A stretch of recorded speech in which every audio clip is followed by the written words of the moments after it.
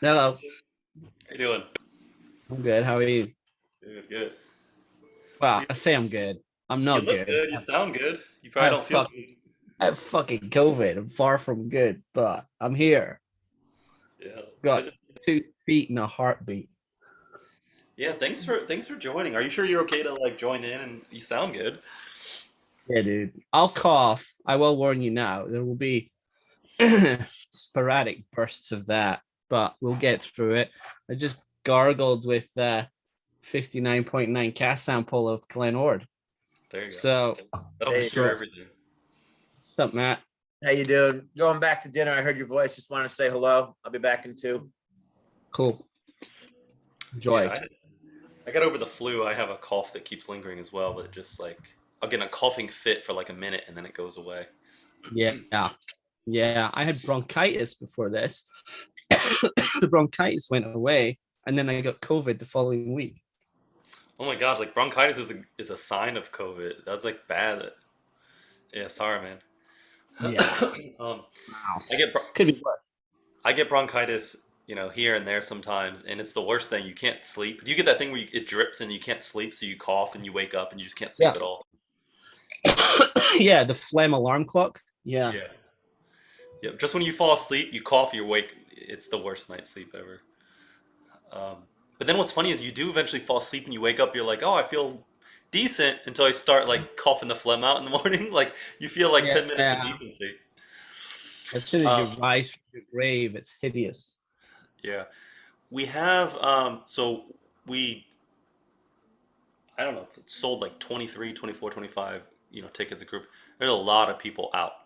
A lot of people that have, um, you know, like sick kids, sick spouses, working, whatever.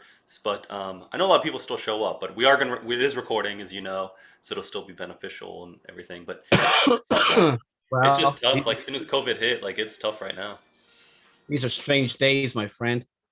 But you made it, so if you made it, I'll make sure everyone else knows. Fucking A. Nothing will stop you. Well, nothing so far.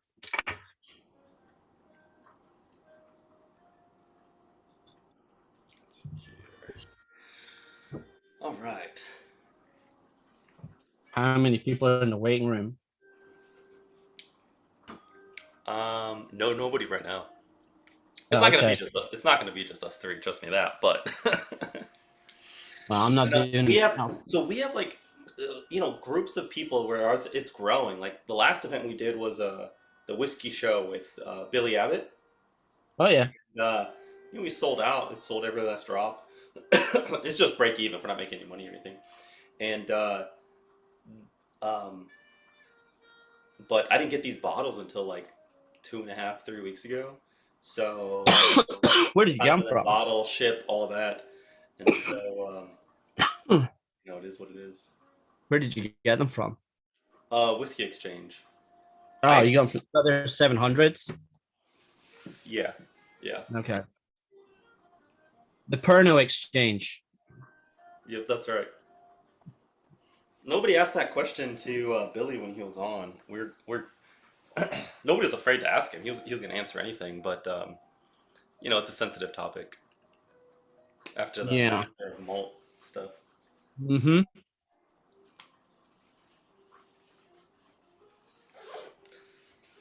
All right. See, Martin's joined. Hey, Martin. Good evening. David. Hey, David.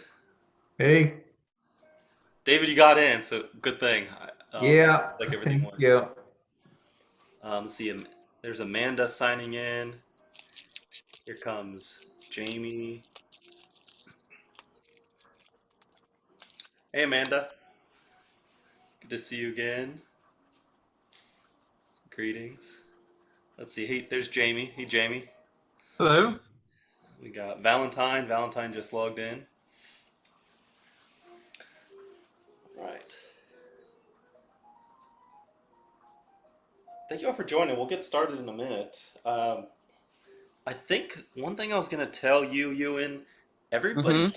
at this tasting, everybody that joined in is all what I would say pretty sophisticated in drinking whiskey. So I don't have to give the whole like, you know, special glassware talk and all that. I think everybody knows what they're doing. All right, good, because I'm going to take them through Mortlick distillation. There you go. Bye. Uh, Anyway, So, all right. So, a bunch of other people I know are going to log in. Why don't we first get started and go around real quick, and we'll just say a quick introduction. Just say hello. Anything you want to share. If you could share where you're dialing in from, that way all kind of know. And then if you want to call out maybe your favorite Diageo special release, or if not, just any of your favorite Diageo, something that sticks out in your mind, because this is quite a lineup we have tonight. It's quite interesting, and I think I think depth is probably going to be a word that gets thrown around a lot in terms of just the overall release as well as each expression. But yeah, so Martin, do you want to kick us off? Where are you dialing in from? Anything you want to add? Special release? Yeah, absolutely. And thanks for not giving me enough time to actually Google the Diageo distilleries. I'm calling in Just say from Captain Morgan. Yeah, exactly. Jameson. No, I'm currently upstate New York, outside of Rhinebeck. It's not as cold as I expected, but I'm still wearing my kind of Lord of the Rings inspired Christmas sweater because I figured why not.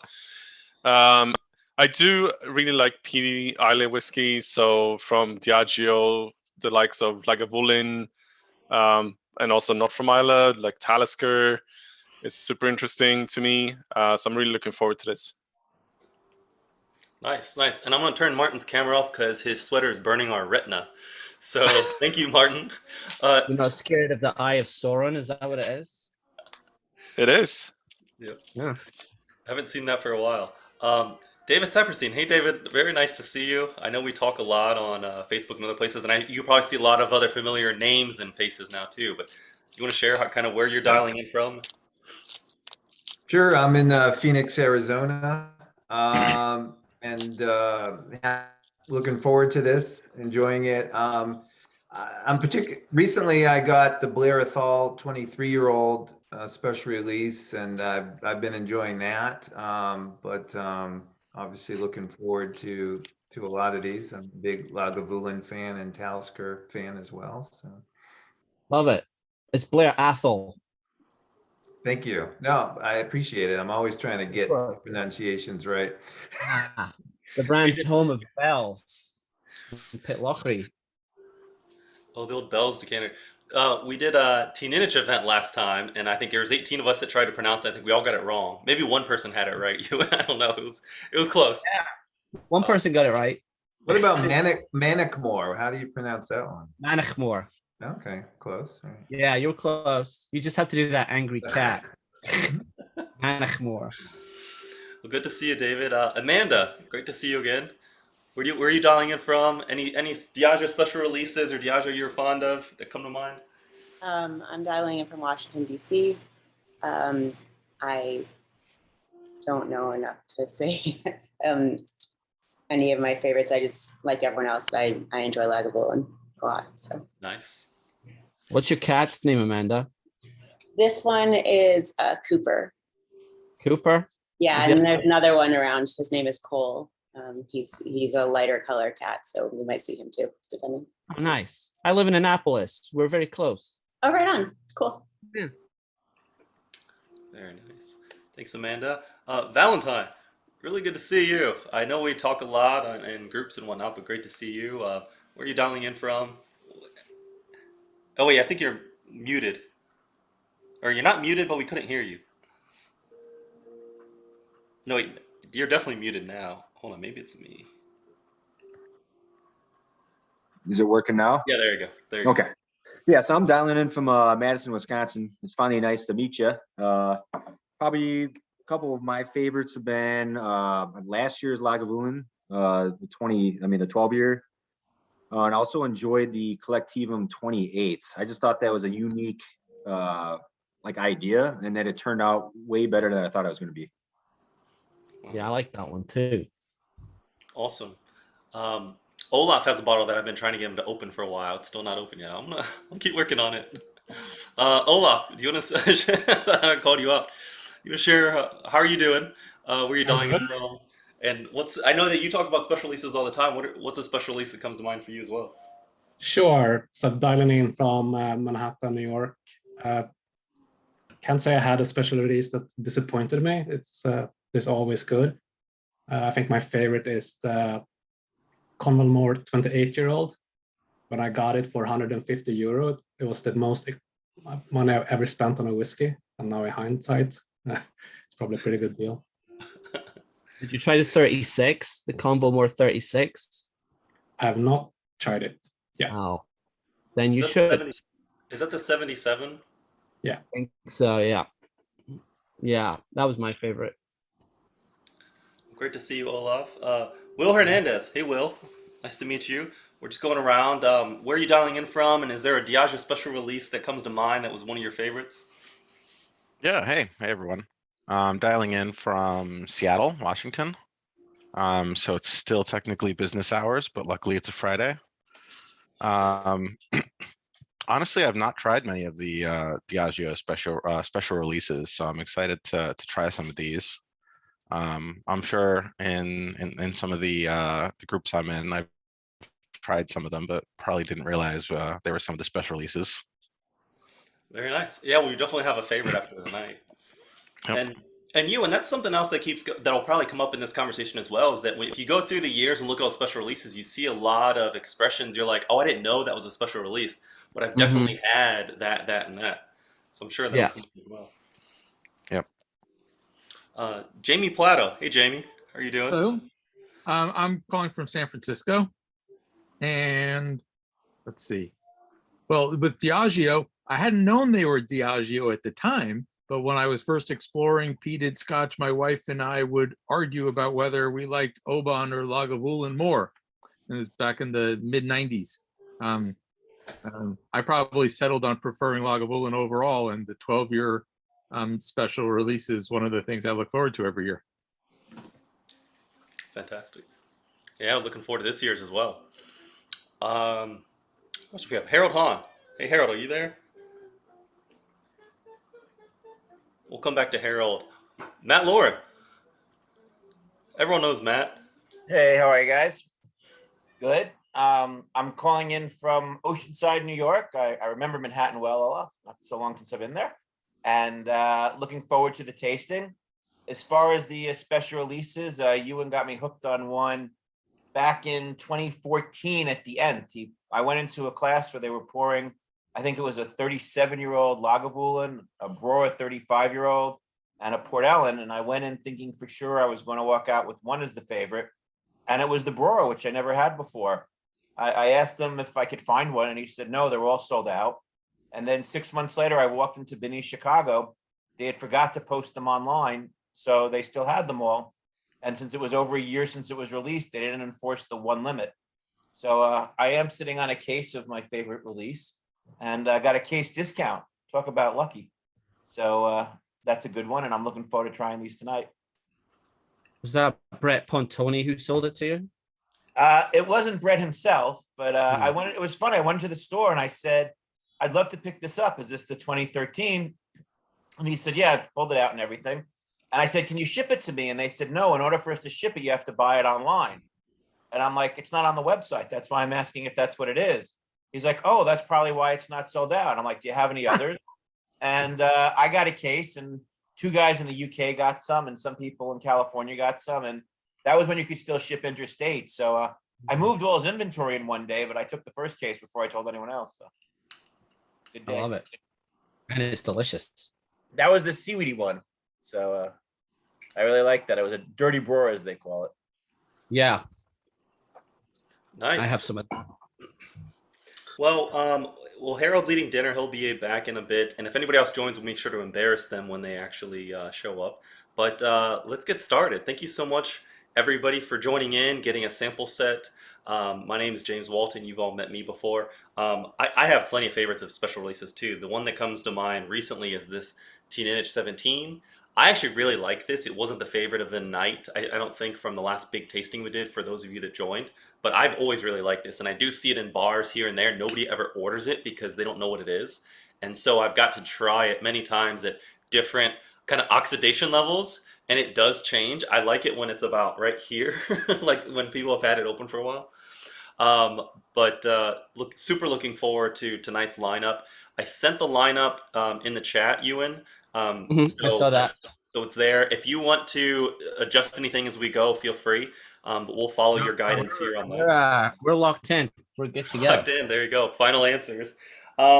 And so again, I think I mentioned this earlier as folks were still joining. This is a little bit more of an advanced group. A lot of the folks here are drinking really nice whiskey, drinking a lot of really nice whiskey. And we've met a lot of people through friends of friends, through Facebook. And so I think this is going to be a really great night for everybody. This group is small enough to jump in, ask a question. Feel free to put in the chat if you want to, if you didn't want to interrupt someone that's on a roll, but feel free to jump in anytime. We're recording this, so if you do get lost and you want to revisit some of your samples later, keep in mind we'll be posting that. But from there, I'll hand it over to our guest host, Ewan Morgan. Ewan is the National Portfolio Ambassador. I believe that's still your title at Diageo Luxury Spirits. And Ewan, thank you for joining us. Thank you very much, James. And hello. I know some of you, for the people who I don't know, hello. I am Ewan. I also have COVID.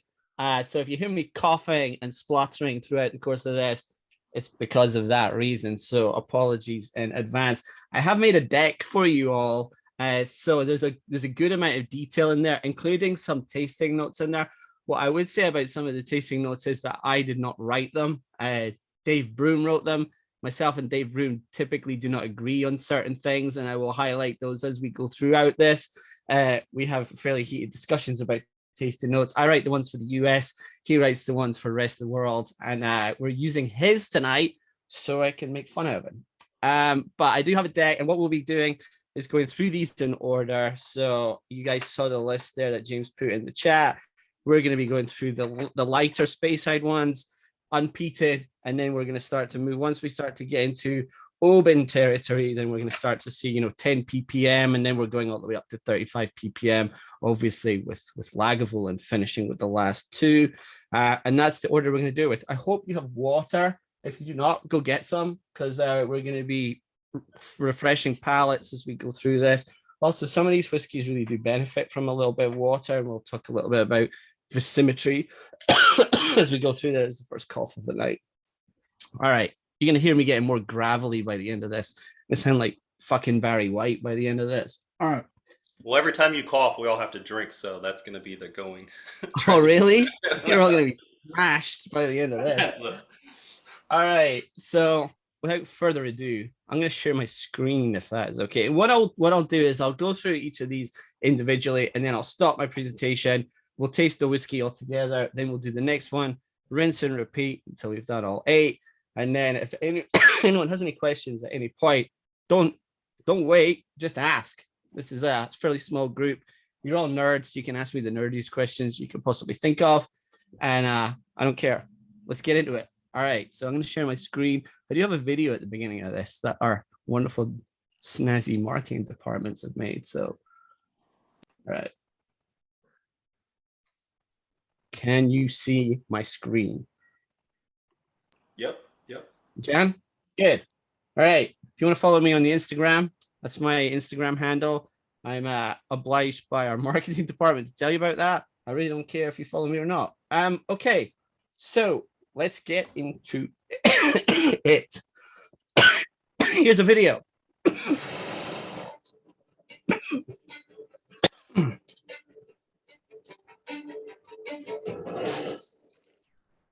transported to another world, where tales of mythical beasts and imaginary worlds echo across the mountains and down to the loch's edge.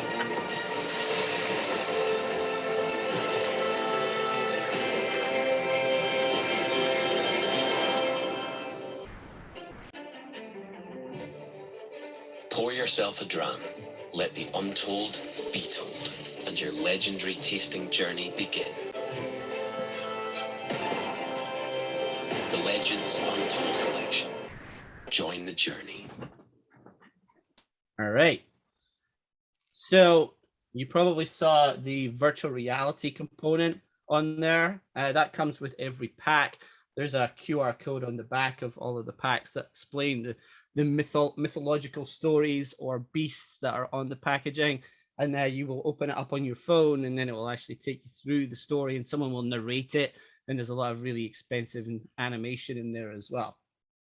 But we are going to start with a distillery that's very near and dear to my heart, because not only my dad worked there, but my grandfather and 4 of my uncles worked at this distillery. And this is Cardew.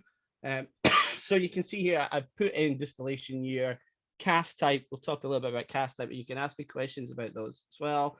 The ABV, region, place of origin, and then how much our suggested retail cost is. I have to tell you that we can only suggest what the retail cost is. It's up to the actual liquor stores themselves to make up the actual final price, and we have no control over that absolutely whatsoever, unfortunately. So let's have a little look at what we've got here. So this was distilled in 2006. This was put into refill American oak and then finished in red wine casks. I am not allowed to tell you what kind of red wine casks they were, but I'm gonna. They came from California and they were Zin. And then it's a 55.5 natural cask strength, no added color. So it's basically all they're doing is charcoal filtering this out. So it goes, all the charcoal goes through a sieve. So all of the bits of charcoal that come out of the barrel, out of the bunghole, go through a very fine sieve. And then we actually then cast. Oh, was that a question? I got it. Or was that someone having a chat? No, I think someone was yelling at their dog. I got it. That's all right. No worries. So we can have a little laugh at some of the stuff that we've got in here. Mysterious notes of Parma violets. Does anyone know what Parma violet is? No, because Dave Broom wrote it, and this is for the UK market. Parma violets they're really small, like almost like a mint, and they have a really little kind of lavendery, sweet flavor to them. But for me, Cardew is always about apple, green grass, that fresh characteristic. And what we're going to see with this one here is the addition of, I think, a 4-month finish in those red wine casks at our bodega in Clackmannanshire in Scotland.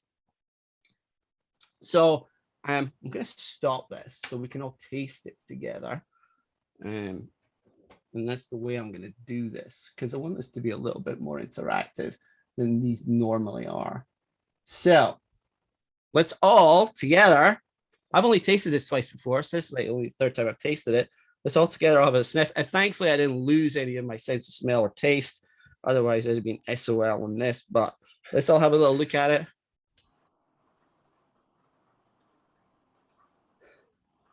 So yeah, still has that trademark Cardew apple note in there. Fresh orchard. There's kind of more of a kind of uplifting sweet vanilla note that I typically don't get with Cardew. Cardew is more of a heavy kind of almost like a molasses sweet for me, but it's very fresh, very floral, and there's a little bit of honeyed notes in here. I'm not getting lavender personally.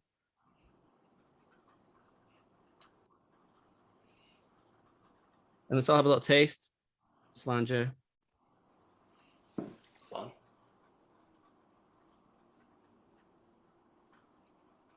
So even though this is at 55.5, I would probably urge you away from water. It's still fairly gentle. I don't think it's big or robust enough to handle water. I think we'd probably lose some of the special characteristics of this, but you're more than welcome to try.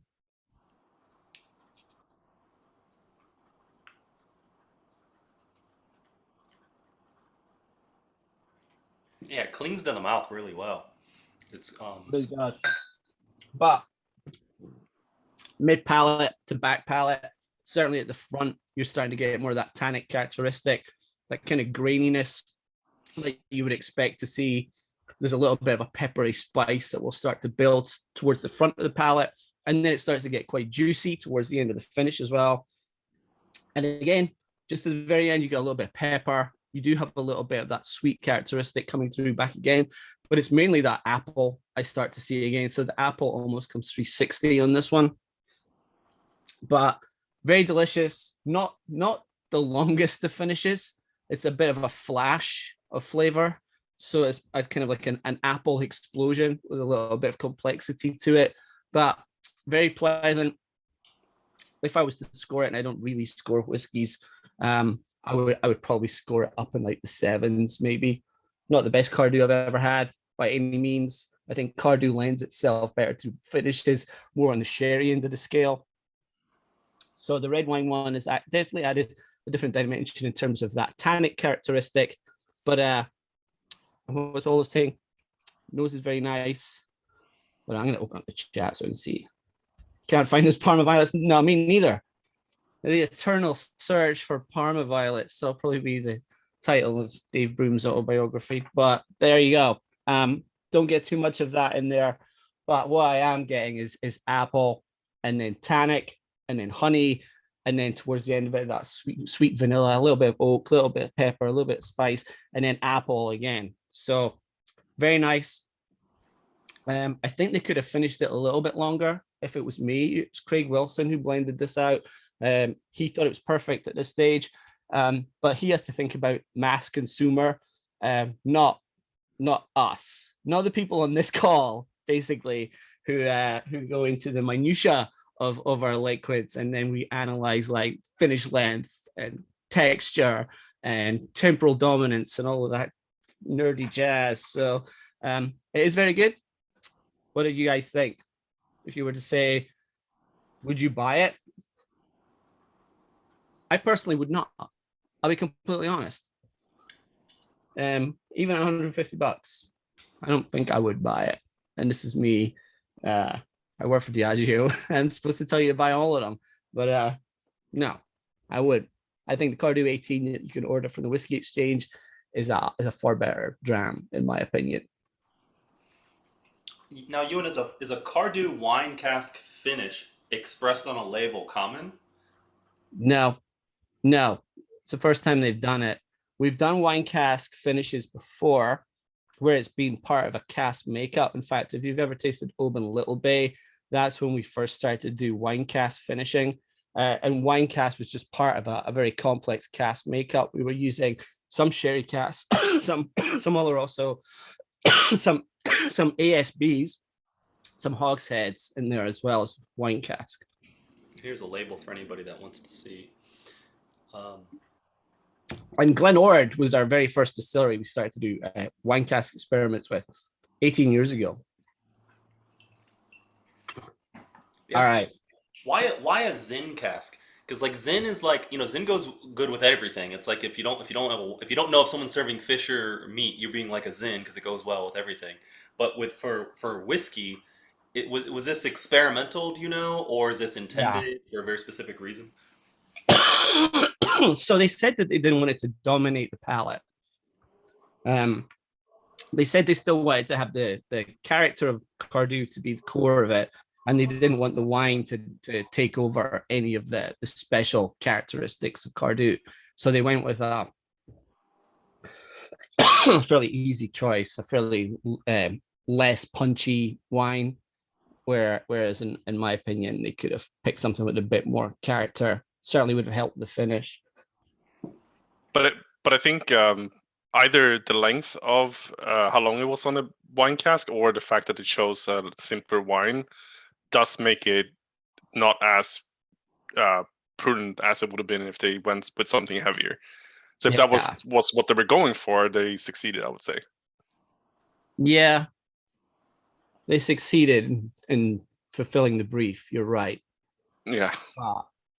Yeah, I think the subtlety. In my opinion. Sorry, and you go. I'm sorry. I think the subtlety of it actually is it makes it. I don't know. It makes it appealing, and there's something about it. I mean, it's well balanced. It's simple. It's interesting. But I'm usually not a big Cardew younger whiskey fan. But I was surprised how much I enjoyed this one. So. Yeah, I mean, it's very pleasant. I would spend an evening with it. Would I spend $150 on it when there's other options in the same wheelhouse, which we'll get to shortly? And I suppose it's probably better that we have this conversation at the end once we've got a little bit more context behind us. So we will move on, and I will share my screen. How would you compare it to the last year's Cardo. I haven't tried that one. So which one would you prefer? Last year's. Yeah, no question. Okay. Yeah. I just think it went in the right direction. It just didn't have enough oomph behind it. And the finish, I like something with a little bit more than just a kind of flash of a finish. And this one was over very quickly. And that was what, Right. 11-year oak cask, American oak. All right. So, all right, we will move on.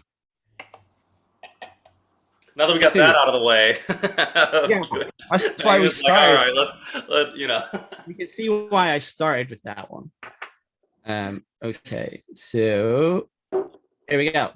All right, now we're into another finish. This one is slightly more expensive. It's also slightly older. This is the 19-year-old Glendullan from Dufton, the town of Dufton, not the distillery Dufton. I was born in Dufton. We'll talk about that when we get to Mortlake. And Which Dufton? The town Dufton. Okay. Yeah.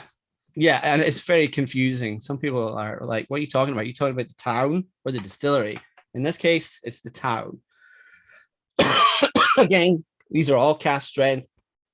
This went into refill American hogsheads, formerly had bourbon in them before, and then finished in cognac casks. I do not know what kind of cognac it was. They won't tell me. So sorry, Ewan, would you mind putting the slide in a full screen? Because right now we see the notes next to the slide. Oh, sorry. Let me move it over here for you. Let me see. I'll try moving it to a different screen. Yeah, this is a little bit hard to read. Yeah, apologies. That's my fault. No worries. Should have. Right. I like that he was peeling back the screen on us. We're getting a little behind the scenes notes. Yeah. Yeah, which are just a copy and paste of the ones that are there. But there you go. Here you go. So some of those behind the scene notes are more mine. The ones you see here are Dave's. Can you see that? Is that much better? Yep. Yeah. Okay, 2001. You can see here hogsheads, then finished in cognac. I think for 5 months. 54.6 from the town of Dufton, which we said before. So let's all have a little sniff and a taste. Whilst you can read these notes up on here as well. You're gonna see a lot of honey in here. You always see honey with Glendullan. You always see a little bit of kind of citrus characteristic from Glendullan as well. We have a 12, 15, and 18 core range available here in the United States. Asia gets Glenord. I wish we got Glenord, but we do not. All right, let's get into it. Cocky lights. Yeah, I was like, oh, it's 18 karat gold, not 14. It's 18 karat gold with khaki lights. Yeah. I thought you would appreciate these. They made me laugh. I called it orange, but that's close. Khaki lights. I have no idea where we got that from.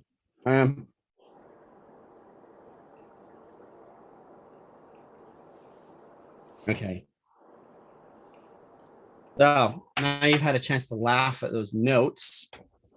I'll come off. Yeah, about it. Okay. Let's get into it.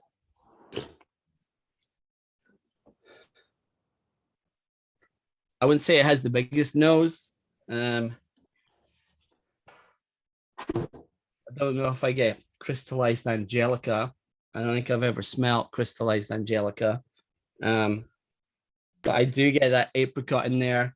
I do get a little bit of that almost nutmeg note, slight baking spices. There is honey in there. There's always honey in there with the Glendullan. There is that coconut lactone thing going down. Let's get into the taste.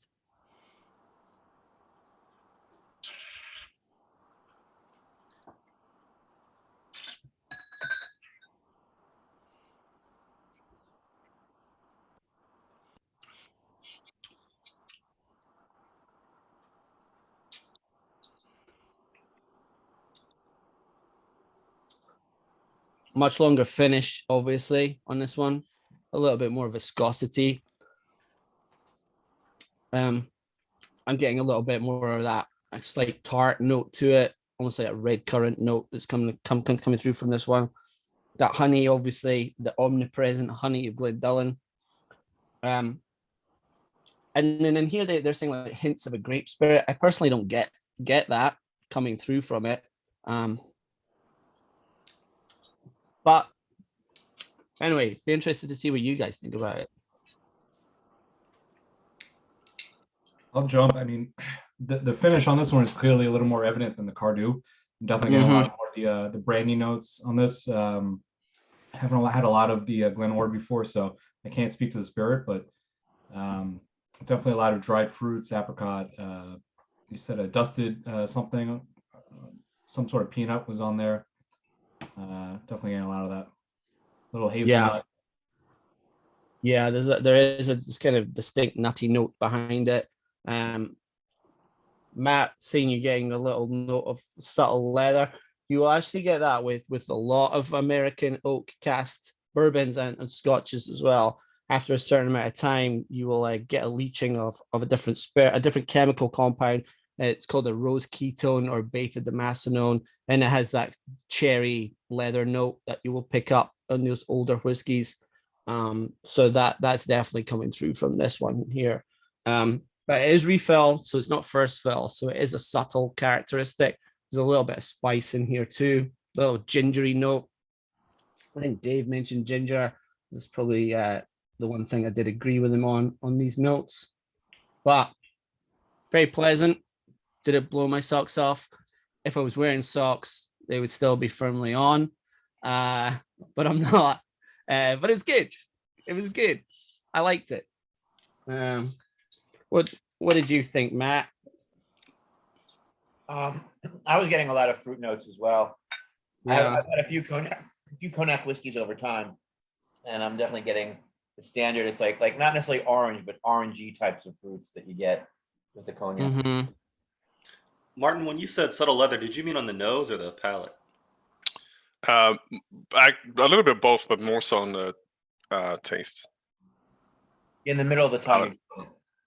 Yeah. I picked up some cognac on the nose.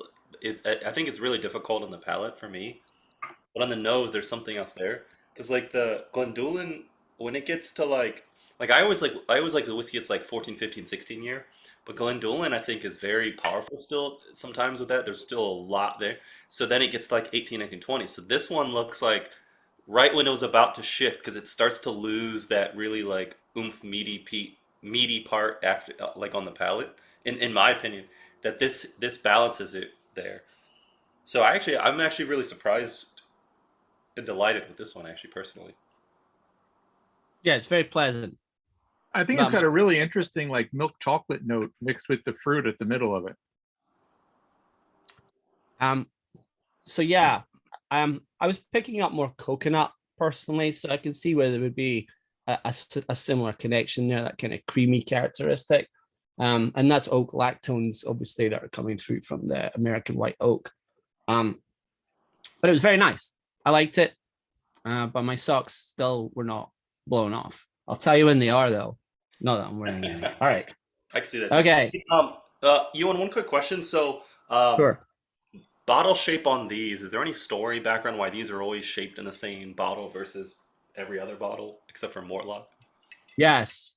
A marketing company came up with that many years ago, and they wanted it shaped like a hunter's hip flask.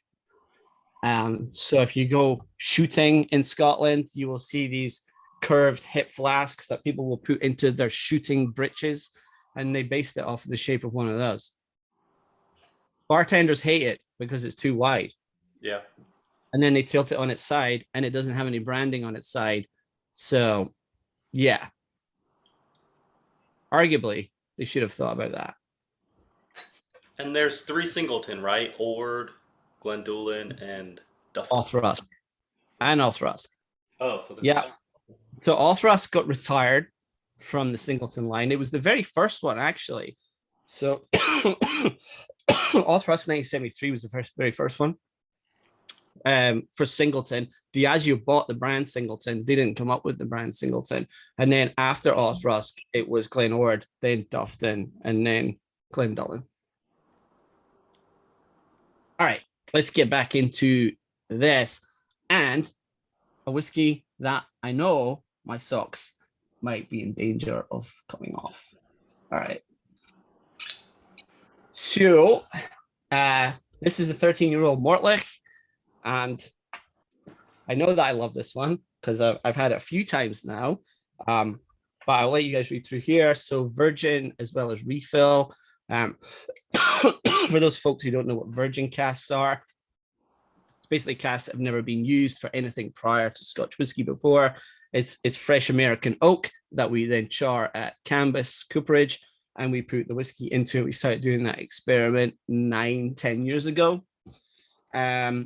And then we've moved on from there. I think it was actually 2006, 2005, they started doing that experiment, and they were doing that down at Black Grange, our maturation site near Stirling. This is at 55.9. Obviously, it comes from Speyside region. And, and some of the tasting notes in here that really made me laugh were the roast pheasant. Oh my goodness.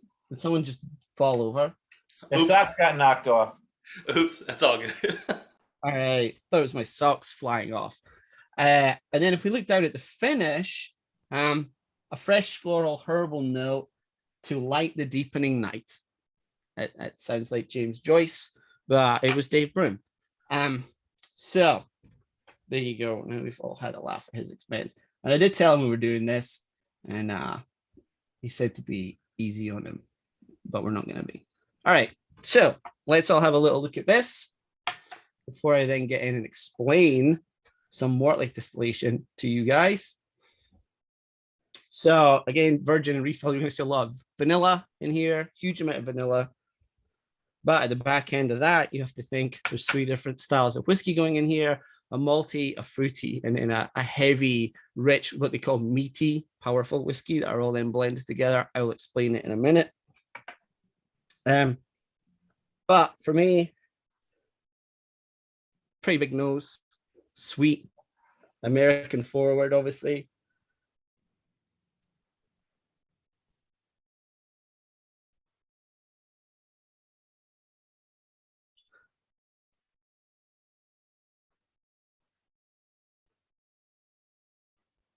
And then you keep going back, you do eventually get to the spent match sulfur that you would see with all Mortlach.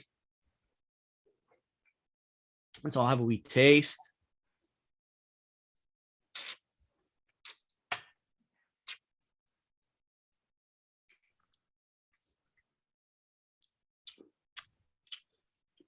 This is one that I would suggest adding just a couple of drops of water to once you've done it at full cask strength, even though it is quite gentle.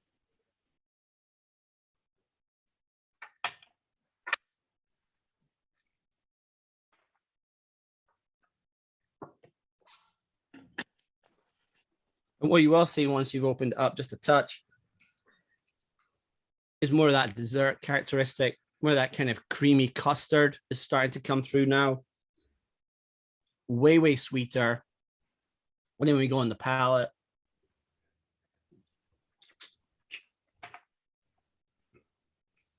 It's a completely different whiskey. There's more character to it. There's more robustness, weirdly, to it. It really does crack this one open.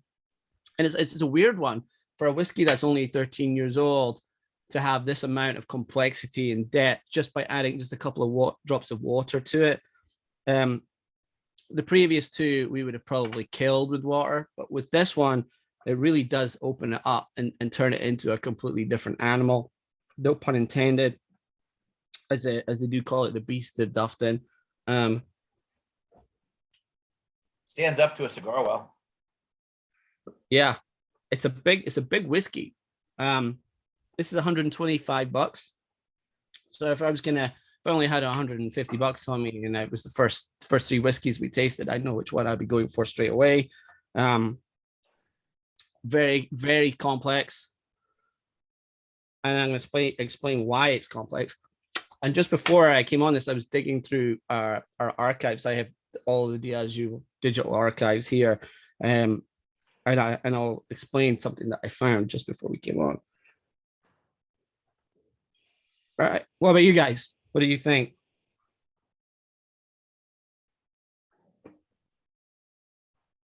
Yeah, the water really changed it. I think the sweetness and even a hint of fruit, maybe that red currant jelly. Yeah. Yeah, I would agree there. There is a nice kind of zippy tartness that starts to come through from it. One thing I was concerned about this when they were using virgin casks was it going to be overwhelmingly oaky and spicy and peppery? But it's not. It's holding up to those very powerful casks. Those are casks that are typically used in the bourbon industry or the rye industry, where they're doing freshly charred American oak. And then you'll get a huge amount of cask interaction. So you couldn't really age something for 30, 40 years in a virgin cask because the oak would take over and you would overcook your spirit. But at 13 years, I think they've got the balance of it pretty well here. The oak characteristic is there. It's very pleasant, very nice. It does add texture to it. But again, you still get that quintessential malt, like kind of sulfury note at the back end of this, a little bit of that floral characteristic and that really nice tart fruit too. So my socks are half off. I felt like it covered my mouth, and then when it hit my sweet receptors, it just kind of went off, but it wasn't overly sweet. It was a little bit savory too. And then the bitters on the finish was just like perfect. It wasn't too much, but it was right there. And not to be surprised, I think Mortlock in general, like a lot of people, I think it's amazing. A lot of people haven't had even the basic Mortlock, like the 16 up to the 20, and they're fantastic. I mean, they're absolutely fantastic and findable and accessible, affordable. So it's no surprise that this one also is like just really, really the new 16 is findable and affordable. The old Flora and Fauna 16 is definitely neither of those. At one point, it's very affordable. At one point, I think it was. Yeah, it was. Yeah, I used to buy it from Sikander for like £30 a bottle, and now it's going for substantially more than that. I only have 2 bottles of it left. I gave the last one I had to give to John Hansel a while back. But all right, what did you think about that one, Matt? No, I loved it. I'm a big Mortlock fan. I'm rather impressed by the effect of the new oak. Yeah, it's really good, isn't it? It really is a wonderful one. That's already circled. So, hey, Wayne, this was what, like tons of bottles, right? 3,000 bottles, something like that. There's a good amount of this. When it's virgin oak, that's like the. How do does Diageo really like get it to this where it's that it's like perfected with that many casks coming together? Because if it's virgin oak, I mean, there's probably a lot of discrepancies and variances along the way. Yeah, James, I just wanted to ask also: is this Mortlock's first representation of virgin oak on the market? Yeah, very first. Yeah. Yeah. So I would also ask, would Diageo be experimenting with virgin oak maybe across the line as far as like age statements? Because you say like obviously virgin oak 30 years is going to be over oaked, but I know other people have talked about maybe there being like a sweet spot. I think Sukhinder actually said 16 years or so is about where they want to test out with the virgin oak stuff. Yeah. So it depends on the character of the distillery, Harold. So if you have a really big distillery character, something that's big and punchy, Kalila, Lagavulin, Talisker, for example, more like pretty big, but it doesn't have that phenol kick behind it. So you could get away, you've got a little bit more margin for error with those bigger characteristics. They have done experiments with this at an older age. I haven't tasted them, but they felt that the 13 was a sweet spot for this specific distillery. Each distillery has its own spirit character and idiosyncrasies and how it works with different cask types. And they felt that virgin oak at 13 was perfect for this, with a combination of refill American in there. Because if it was all virgin oak, it would be very vanilla forward. So they had to have some kind of balance and equilibrium in there. And I think they've done a really wonderful job. I think it's a very delicious whiskey. They have a great price on it in New Jersey. Oh, really? What is it? 115. Oh, really? Where? Williamstown Super Buy Right.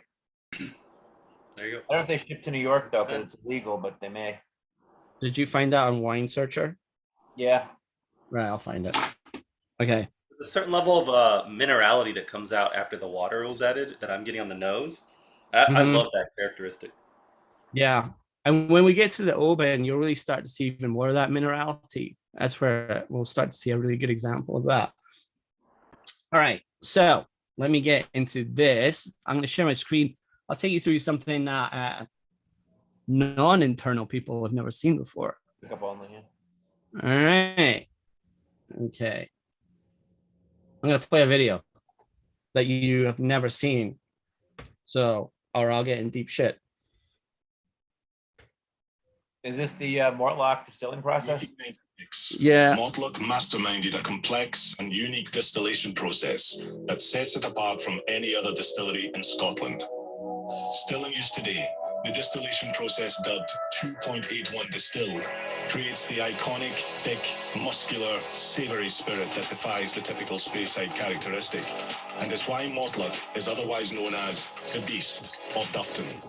Today, we will be letting you in on the secret of the still house by explaining this unique distillation process. At Mortlock, we have 6 unique copper pot stills, 3 wash stills and 3 spirit stills. Unlike many other distilleries, all of our stills are different shapes and sizes. The distillates are passed through traditional worm tub condensers, only found in 15 distilleries across Scotland, and another crucial factor in our distillery character. From these 6 stills, we craft 3 different spirit characters that are precisely blended together to create the complexity of Mortlock. In effect, it's like having 3 distilleries in a one still house. The first of these spirit characters comes from the pairing of Wash Still 3 and Spirit Still 3, creating a moderately malty distillate. So far, so normal. What happens next is where it gets complicated. Next, Wash Stills 1 and 2 work as a pair, almost like one single still. But here, the product of each still is split into heads, the lighter first cut of the low wines, and tails, the heavier second cut. The heads are run through Spirit Still 2, creating a lighter, more floral spirit. The tails are run through Spirit Still 1, affectionately known as the Wee Witchy, and become known as faints. These faints are then combined with another set of tails from Wash Stills 1 and 2, before being redistilled once again, producing a heavier set of faints. This second heavier batch of faints is then combined with a fresh half of heads from Wash Stills 1 and 2, and distilled a third time to produce a spirit with even more of the rich, heavy flavours that the distillery is known for. The 3 very unique spirit streams, each with their own unique spirit cut, are then precisely blended together to create the thick, robust, rich, and award-winning distillery character Mortlock is known for. Yes, it's fiendishly complicated, but we are proud to be still crafting this spirit in the same way since 1896. Mortlock, malt whiskey made magnificent. All right. So that isn't the bit that people haven't seen before. This is, I made this for internal trainings because people did not understand that video. So, yeah. I'm glad it wasn't just me. Yeah, well, I'm gonna explain it to you in a way, hopefully that you will kind of get the grasp of. So I made this because I'm clever. So here we go. So this is really easy. So Spirit and Wash 3 just do a traditional double distillation. Very easy. And what they're producing off of that is that lighter kind of maltier spirit. So that's normal to nearly every other distillery in Scotland, with the exception of a handful. It's Springbank, obviously, Auchentoshan, things like that. So really easy. That then goes to the side. So take that away from the equation for the time being. Know that we're just producing that one specific style here, okay? Then if we go to wash 1 and 2, think about them as just one still, okay? And we're going to split this in. So we're taking cuts off of this. The first 80% of this is called the strong faints, okay? So we're taking that cut off, and that all gets distilled in spirit still number 2. So effectively a quasi triple distillation. So now we've got malty spirit from spirit 3. We've now got a fruity spirit coming through from spirit 2. Okay, does that make sense? Yes. I see some nodding. Sure. All right. Yes. Fucking A. All right. The remainder 20%, the weak faints. So we do 1 charge in the wee witchy, which is spirit still number 1. And we do what's called a dud run. So it will distill and condense, but no vapor is coming off. So we trap it with a flue. It's called a flue. We trap it with a flue, and it will do this distillation. We also have a thing called the vapor release system, or a vapor cask, vapor valve. So we're releasing the pressure in there every time. So we don't have what's called a still collapse. Still collapses are not good things to have. The last one we had was 99, and that was Cragganmore.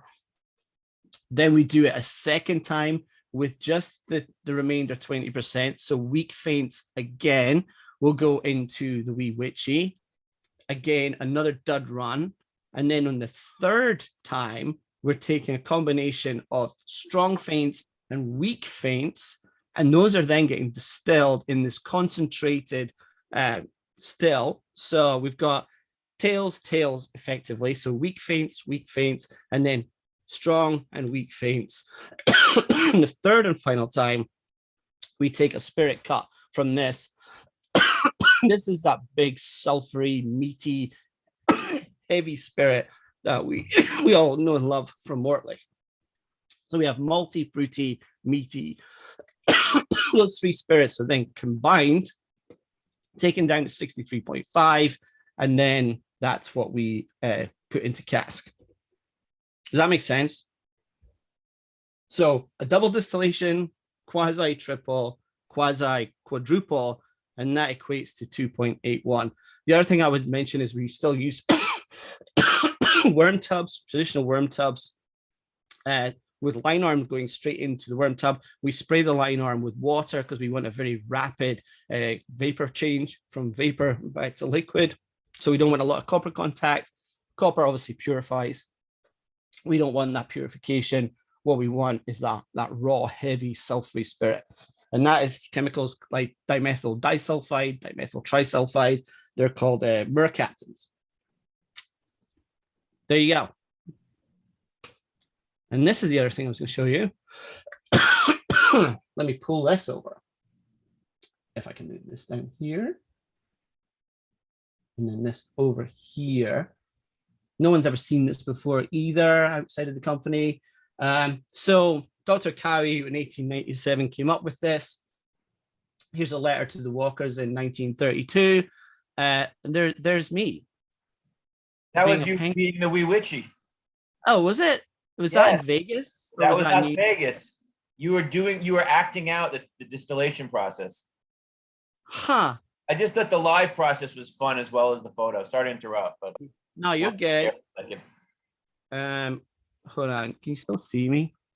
Hold on. I need to stop. Now you gotta take back the share. Sorry, man. That's all right. There you go. All right, here you go. Can you see that? I can't see it anymore. Now Can you see it? Desktop 4. Desktop. We saw it for a second. All right. I don't know why it's done that. Hold on. I'll Sorry. open it. No, you're fine. But that was like live theater. I mean, it's one thing to see a still picture. Now I'm gonna share a random candid photo. Hold on a minute. Let me see if I can do this.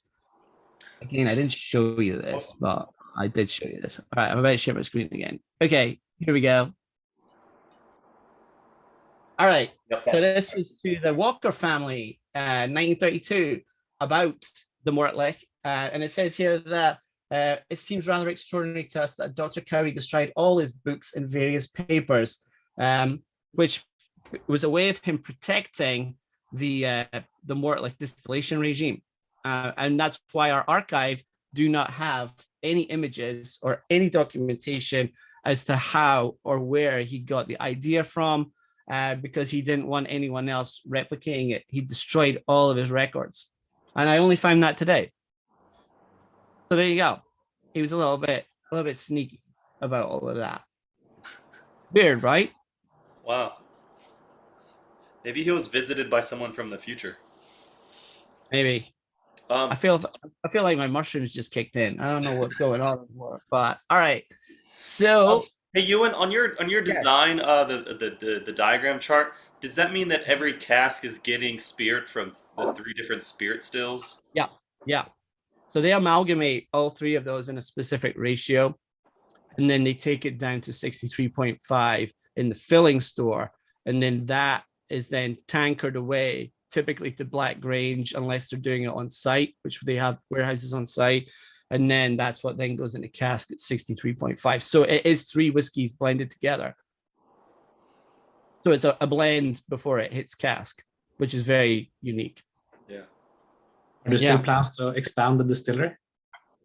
Yeah, so obviously that went put on hold, where they were going to duplicate the whole still house. If you walk into the distillery, it would have been to the left-hand side where the old warehouses were, which they leveled in preparation for that. But then they didn't, and I'm not allowed to tell you anymore.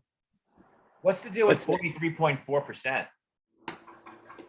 Oh, like so 43.4 ABV is the old ABV of Cowie's Blue Seal that they used to sell in Macy's at the end of the 1930s, post-prohibition.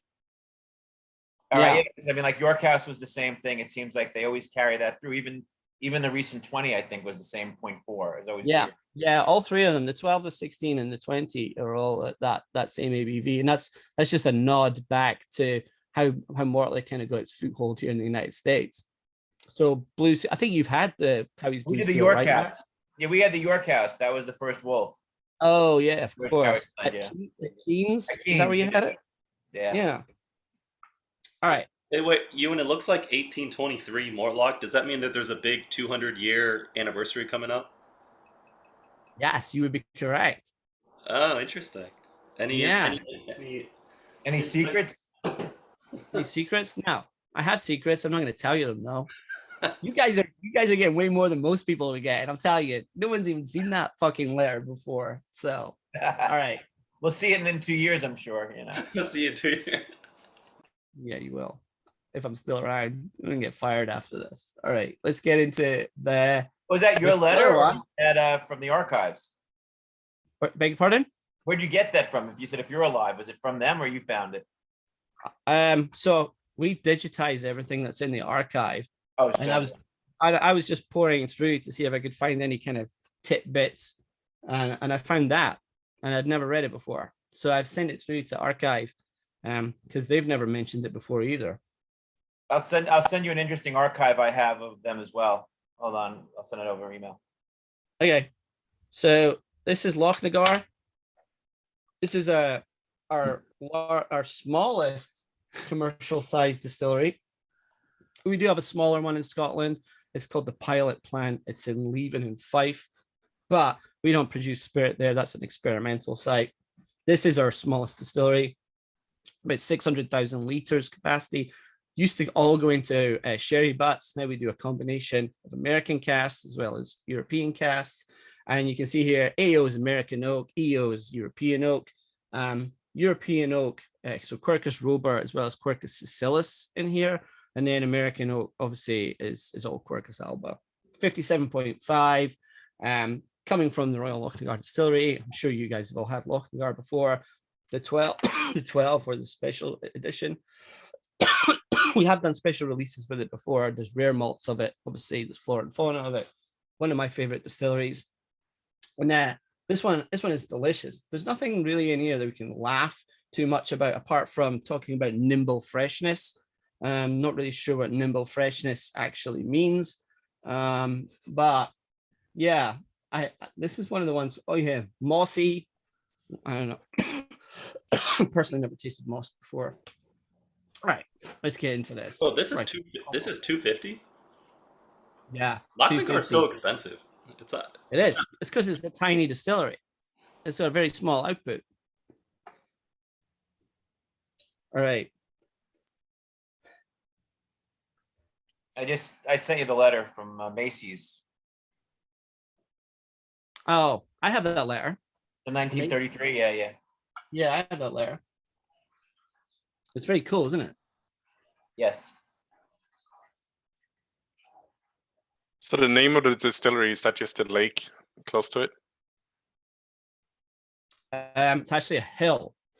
A hill. Oh, Yeah, there's a mountain behind it called Loch Nagar. And there's a ghost on it called the Old Man of Loch Nagar. And Prince Charles wrote a book about it when he was younger. cool. Yeah, probably the only productive thing Prince Charles has ever done in his life. But yeah, he did. I'm from Scotland. You're not getting a huge amount of royalist love from me. All right. So Dave talks about this one being quite grapey, like white grapes. I would actually kind of agree with that. I once had foie gras with grapes, and it had been pan fried with a little bit of butter, and I get a little bit of that. Not so much of the creaminess, but more of that kind of caramelized grape note. Let's get straight into it. This is at 57.5. So ex Oloroso characteristic. Really expect to see in here a little bit of that fruitcake note, bit of raisin, bit of spice, bit of that kind of spicy warmth behind it. There is that kind of honeyed old oaky note. Oh, he does say here, welcome and warming like the first rays of sun after a long winter, with lingering white pepper in the lightly wooded spiced aftertaste. So does Dave get paid by the amount of words that he uses for these descriptions? Thank, right? And I love him. He's like one of my best friends, but he's great. The notes have always been spot on through the years, definitely. yeah, he's very, very good. I just like making fun at some of his verbiage.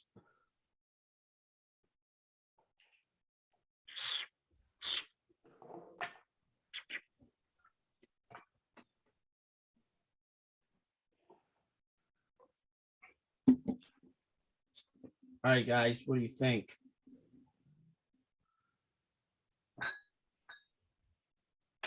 I liked it. I like it. It's got like a citrus undertone for me. I'm getting a lot of citrus notes, but the a little more oily than I'd expect, and really nice finish for me. Yeah. Yeah. I really like that oily characteristic.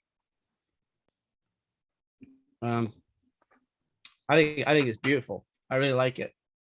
It's very gentle. But yeah, adding just a little bit of water to it, like the mort, like when we opened up the mort, like a little bit more of that spice is coming through from it. Definitely a bit more of a kind of robust characteristic is coming in here. That kind of citrus note is definitely amplified. I think it's just a very beautiful whiskey.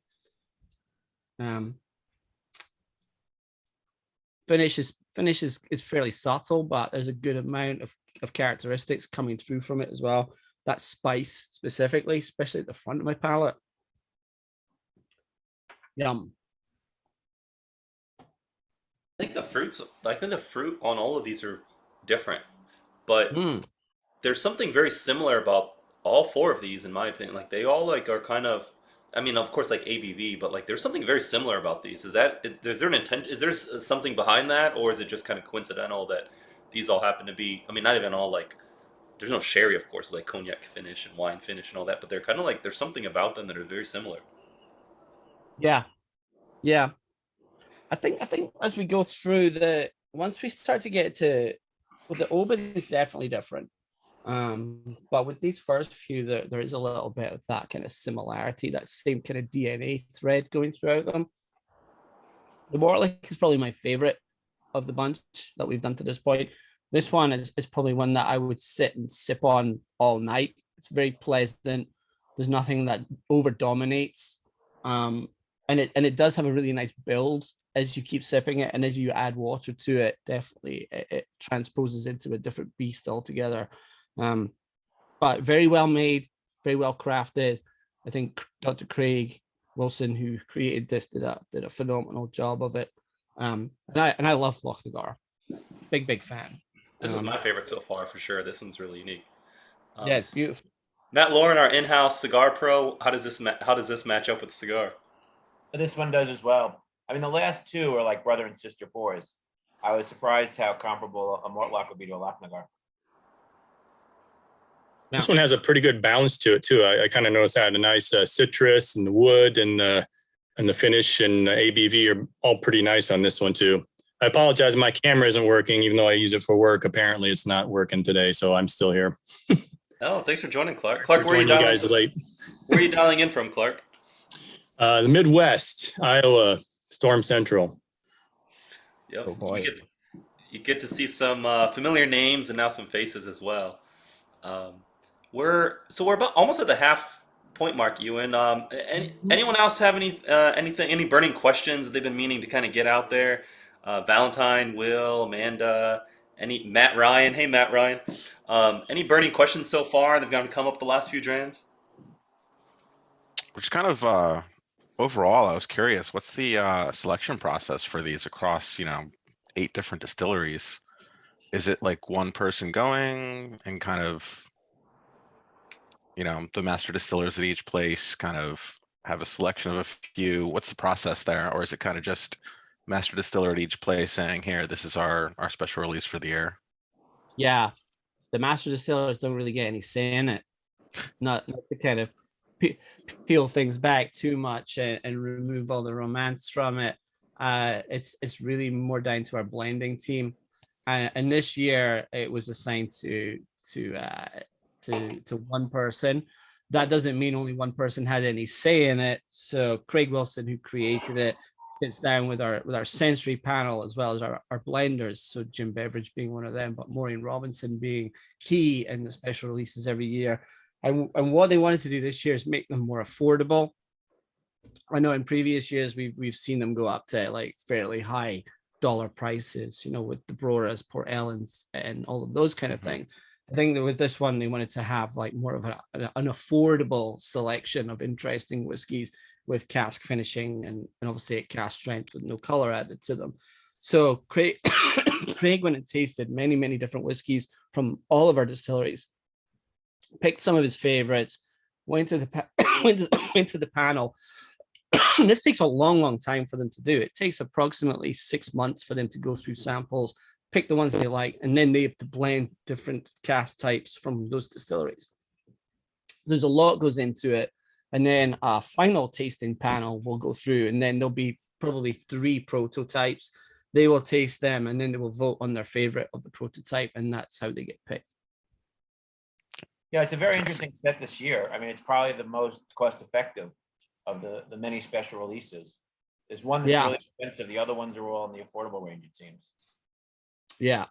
Well, that may or may not have had something to do with people not having as much money to spend.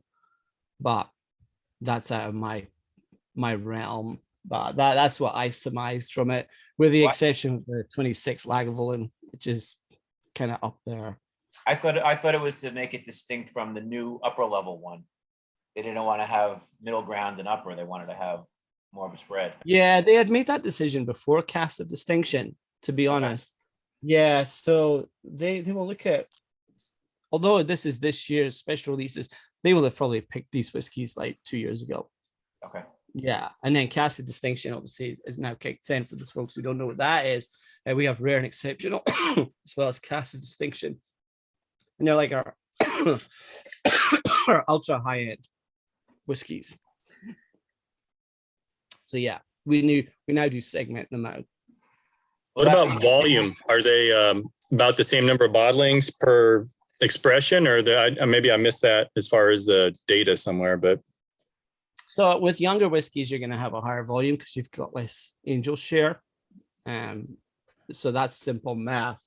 So we do have larger volume of it this year. So they're easier to get, with the exception of the Lagavulin 2026, of which I think there's only 7,000 bottles globally. 7,000? That's a lot. Yeah. They forecasted it out, and it's nearly all gone. Yeah. Here in the US.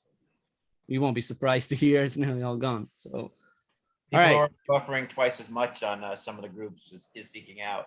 So Oh, are they? I saw like someone offering 25 or $3,000 for one.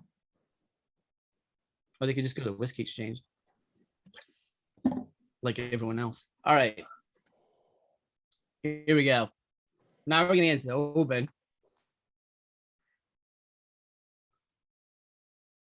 Okay. So let's pour this one out.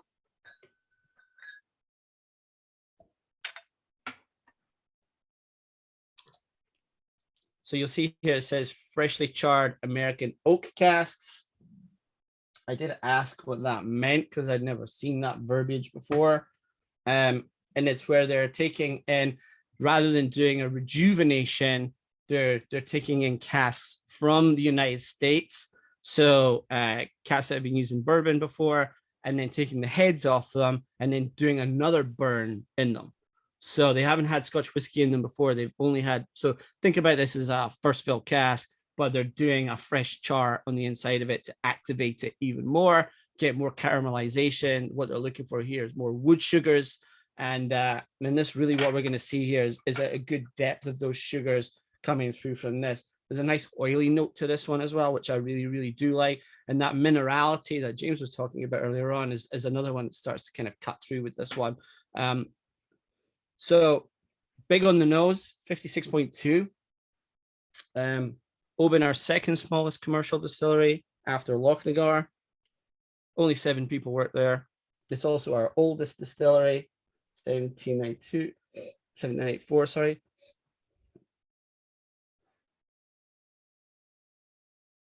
This is another one I'm going to say, hold, if you only have a little bit in your glass, hold a little bit back just to add just a bit of water to it, just to see how it does change out. Let's all have a little taste neat though.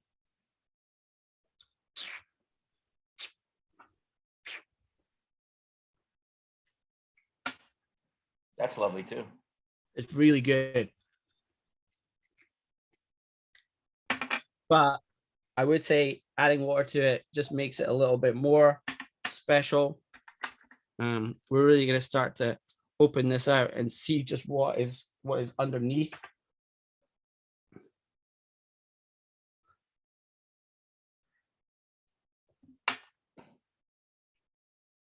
Man, it seems like that from the nose, it was like a sherry cat, like a Oloroso finish or something. Yeah, it did have a little bit more of that kind of like dark fruit going on. The other thing I love about this, apart from that wonderful oily note, is that really nice briny characteristic, that maritime characteristic that's behind this one. Especially when you're adding a bit of water to it, there's a little bit more of that kind of salty ozone note in here, and spicy as well. But I think if I was to talk about Obans, and I love Obans, the Distillers Edition has been one of my favorites for many, many years. I think that Montefiore sherry finish they do with the Distillers Edition is phenomenal. But when I tasted this for the first time, I was just like, there's so much more character to this. There's a little bit more grip, a little bit more of a kind of a wonderful spicy finish to it. And it's almost like Oban's kind of grown up and grown like a bit more maturity to it in terms of what complexities are coming through from it. More of that salty note, which I personally love. It's why I love Talisker so much. And almost like more of a savory, oily note that I really, really do love about this. So I've never tasted an Oban like this before. And I hope they continue with this style of experimentation, because I would love to see this in a sherry finish, just to see how that moves through. Anyway, what do you guys think? I think it's great. I mean, it reminds me when James said the sherry flavor of the Lagavulin 9 from Game of Thrones, which was also like a first fill bourbon, and everyone thought that was sherry. There's just something nice about the richness that you get from some first fill bourbons, and so this is spectacular. Yeah, $115. This one you can pick up pretty easily. I've seen it here. I live in Maryland, and I'm going to be snagging a few bottles of this because I think they just did a wonderful job of it. I love Oban anyway. I have a real soft spot for it, and I just think with this one, it's really moved to the next level of where Oban can be and really shine through and show its distillery character. Really, really long fermentation times we do here, 100-hour plus, which will also give that really nice fruity new spirit note in here. So you've got that wonderful fruity underlying characteristic. Then you've got that really nice salty note in here, that oiliness in here. I think this is beautiful. Really did a wonderful, wonderful job of it.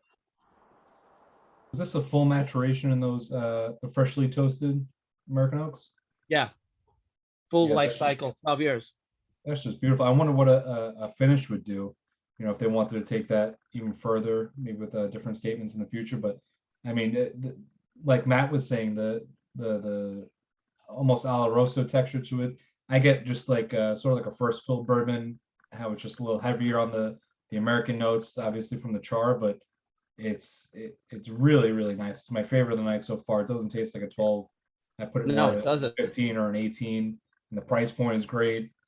But that like sort of nutty coconut, sort of toasted coconut. Not getting a lot of the Oban, the peat, but I get like that spearmint sort of character that I get from it sometimes. It's really nice, and Yeah, want more Oban, definitely. yeah, I love it. I really do. This for when I went through them all, with the exception of the final one that we're doing, this was the one that really surprised me the most. I was not expecting that level of briny note. I wasn't expecting that oily characteristic. There were so many different things, new things going on with a whiskey I already love, to then just amplify that with that different, you know, layers of complexity and finish and mouthfeel. It's a very complex, very mature, very grown up whiskey for something that's relatively young in terms of aging years, you know, 12 years to get that level of characteristic. You side by side this with the 14 and they're very different whiskeys. And I love it. I really do. Would these casks have been matured, obviously not on Oban's site, would they be matured more in the Highlands or more inland of Scotland? No, near Stirling, Black Grange, which is right next to Stirling. That's our largest campus. We have 10 million casks on that one campus. So it's interesting that Oban always has that brininess or the pitch of the brininess, but it's, you know. Yeah, but if you go on Google, if you go on the Google Earth and you type in Diageo Black Grange, all one word, pinch out, you will see that it's right next to the Firth of Forth, which is brackish inlet in from the North Sea. So it's very close to the sea. Scotland's a maritime climate anyway. It's a tiny, tiny country. All right. Now. Amanda, you picked up the coconut as well? I don't get the coconut, like. I think I know what you might mean, Harold, but Amanda, did you get that? I got a little bit of it also. I was just saying it reminded me of these salted caramels I have there made with like coconut cream. And so that's why it kind of gave me that hint of coconut. Yeah. So Harold said it. But You'll see that coconut characteristic with most American oak, especially first fill or virgin. So oak lactones, which will leak into the spirit, have a distinct coconut characteristic to it. And some people will transpose that as different things. Some people will pick up coconut directly. Some people will see more of the creamy note. And some people will see like milk chocolate or white chocolate. They're all kind of in the same wheelhouse. Hey, Ewan, I know this wasn't like an STR, because STR tastes very different, but was this, do you know if this was shaved before they retoasted it, or do they retoast like a wet cask? Do we know? When they did a fresh char on this, yeah, they didn't remove anything. So they just nothing. They just took heads off. So they took the top two hoops from each end off, removed heads, and then they put it through a burner. They did experiments on burning times on this one. I have no idea what the burning time was, but I know that it wasn't burned for too long, and they just wanted to get more caramelization in the hemicellulose layer of this. So we've got, it's called pyrolysis, where you're just changing the chemical state. It's almost like if you're cooking an onion, you put an onion in raw and then you just apply heat to it and it starts to caramelize. Wood does exactly the same thing. So, There's your word of the day, pyrolysis. Google it. I'm not making it up. No, up you, I'm just wondering if it was like a wet dripping cask that they're charring, or if it was like, because there's a lot of differences, right? There's Wet dripping cask. Sounds like it sounds like a bad porno. okay, so like they get the cask. The cask got like tons of liquid like stuck in the wood. Are they like blasting the hell out of it? You know what I mean? Like, or they're drying it in the sun and then blasting it. I think it's No, they're very not. different, right? Yeah, that's called in drink. Yeah, where the liquid soaks into the char layer down to the red line. That is still there. What they're trying to do is just the outer, like I think it's 2 millimeters, the outer 2 millimeters. They're just trying to get more caramelization on it. So they're not wanting to remove or change the composition of anything deeper than that. So that's what they did. James, it's interesting that you bring up like a wet cask, because whenever I think of a wet cask, I think of like sherry casks, obviously. Anything that's like a dark sherry bomb, you think of a nice wet cask. But the only company that I can think of like using that term, like fresh bourbon, is like a Brooklady. Like nobody really uses the term like a wet cask or fresh cask, whatever. But it's interesting that you never think of it on the bourbon side. Yeah, Springbank, dude. Yeah. So So you mentioned that like, people taste like samples of these and then they put out the blend. So I'm guessing there is still remaining casks of these at the distillery because they didn't use all of them, or yeah, there are. And do other places have them too, or this is just an Oban exclusive more or less? This is just us. No, I mean like an Oban exclusive, or might we have Taliskers growing in these somewhere, or Lagavulins? Oh, you know what? I actually don't know. That's I really don't know. It's a wonderful concept. They should try it in other places. Yeah, I'm sure they are, because when they do experiments, they will typically roll them out for their favorites. So I'll bet you lunch. There's Kleinleash. Yeah, because to me it's funny that they would choose Oban for like something like this, and that you said it's their second smallest distillery.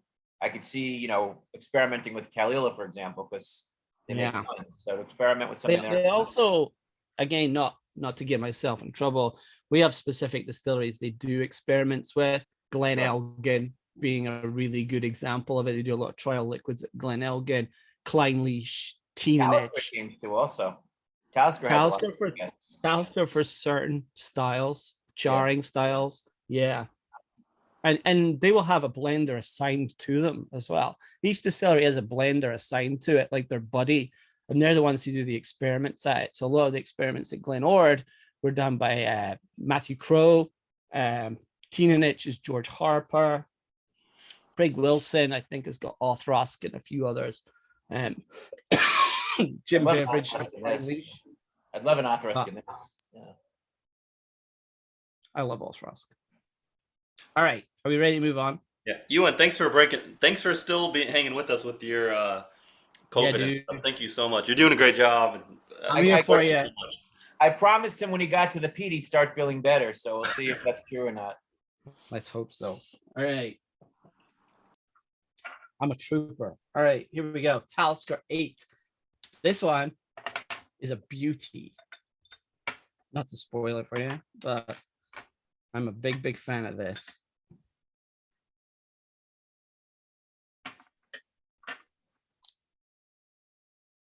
It says on the bottle, from a selection of our smokiest reserves. I'm sure. Yeah, so I'm sure you'll tell us what that means. Dude, so you'll see there it says heavily peated refill casks. Talisker is not heavily peated. We only have 2 distilleries that are. They're both on Islay that are producing right now, which is Kalila and Lagavulin. And so it's from one of those 2 distilleries, and I honestly can't tell you which one it was, but it's from Islay. So we've got a cask that have had Islay whiskey, Diageo Islay whiskey in it before, not Port Ellen, definitely not Port Ellen. And then that was then sent to Blackgrange, and then they filled Talisker Spirit into it for 8 years. So 59.7, this one, $115. And what a weird nose. So to me, it smells like beef jerky. That was the first thing I got off of it. Or if you've ever been in South Africa and had bitong, it has kind of more of an earthy note to it, more of a briny, earthy note to it. That's what I get straight away. And then there's like a really, I don't think I get the base of a mountain smoke in here, or any of that kind of stuff, but it's really meaty, old smoked meat. For me, again, the iodine is always going to be there. That sea salt note that's going to come through, that ozony note is going to come in here. But what a weird nose. I was doing a tasting with this with someone recently, and they thought that it smelled like cheese puffs. I don't get that myself, but I definitely do get that kind of smoked meaty note in here. You know, a lot of times there's a whiskey and people say there's like a bacon note. And I'm like, you're full of shit. There's no bacon note in this. But like, this definitely has that meat smoke thing. Yeah. I I've thought gotten barbecue bacon cheese. notes. I've gotten bacon notes. Don't tell me that. Okay. All right, we'll believe. I think this is like 99-cent gas station. This is 99-cent gas station barbecue potato chip nose for me. That's what this smells like. Yeah.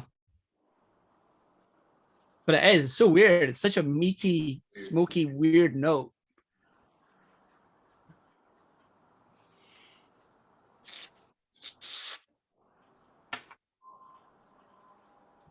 Again, this one that would benefit once you've done it neat, adding just a wee drop of water to this one.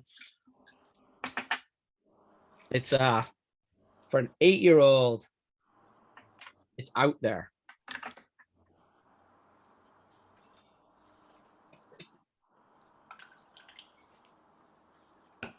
The meatiness goes away almost immediately. And then you start to see definitely more of that rock pool, by the sea, beach bonfire.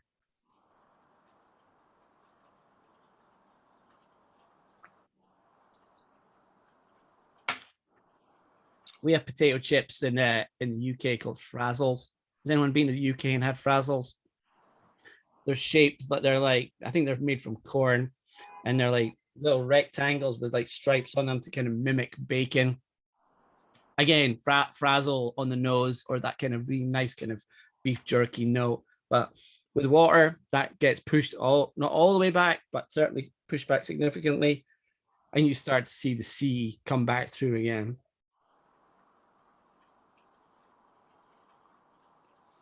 And at 59.7, it doesn't smack you in the face. It definitely does benefit from just a little bit of water from it. Marmite, 100%. That kind of yeasty MSG note that's going to come through from this. Really wet on the palate, in the same way that, you know, adding glutamate or MSG to your palate overstimulates it. And you start to get a really nice mouth-watering effect from it. Yum. The Talisker always kind of steals the show during these special releases. The last 2 years were also really nice. And for an 8-year-old, it's unbelievable. There's so much going on in there. It's such an oddball on the nose, but then when you taste it, it's beautiful. I love it. I feel like a lot of the younger, heavily peated stuff is becoming a little more popular. There's just so much flavor coming out of that. That profile, especially the refill barrels, is amazing. It's not very Talisker like that I've had before, you know, but it's packed full of flavor. It's something that I definitely enjoy, you know, sipping on. Yeah, I love it. Amanda, what do you think of it? I mean, I think I definitely like it a lot more with the water.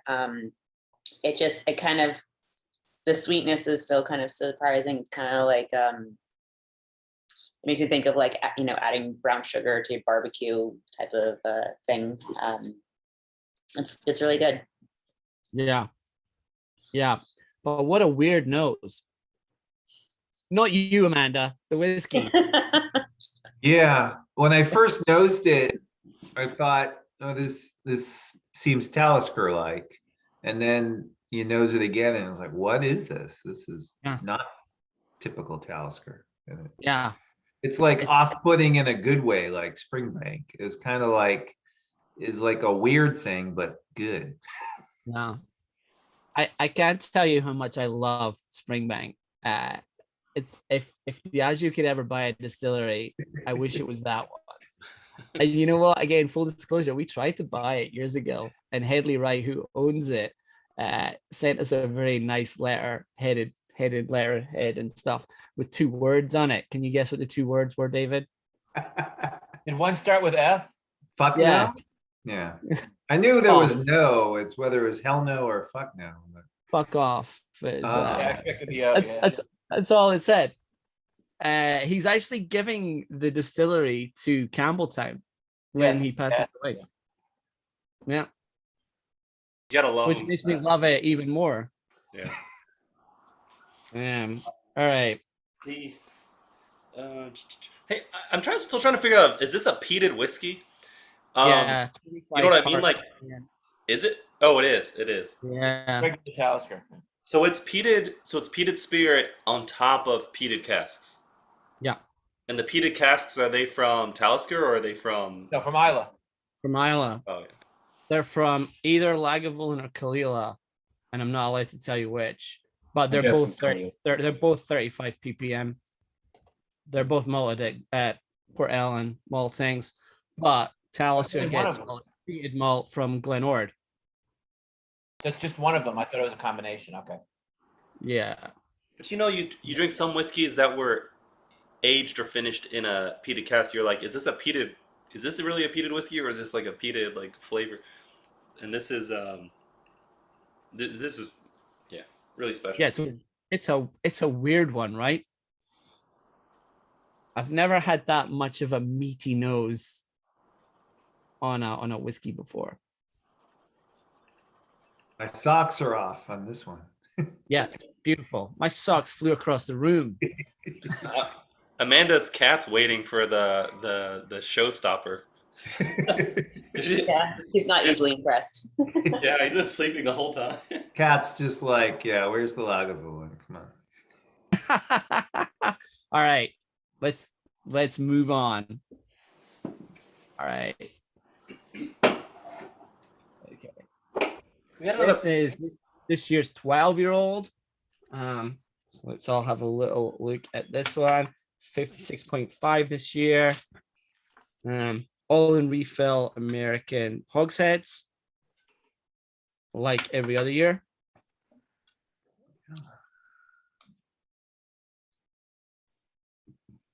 And I would say here that Dave's tasting notes are pretty spot on. I love them on this one. I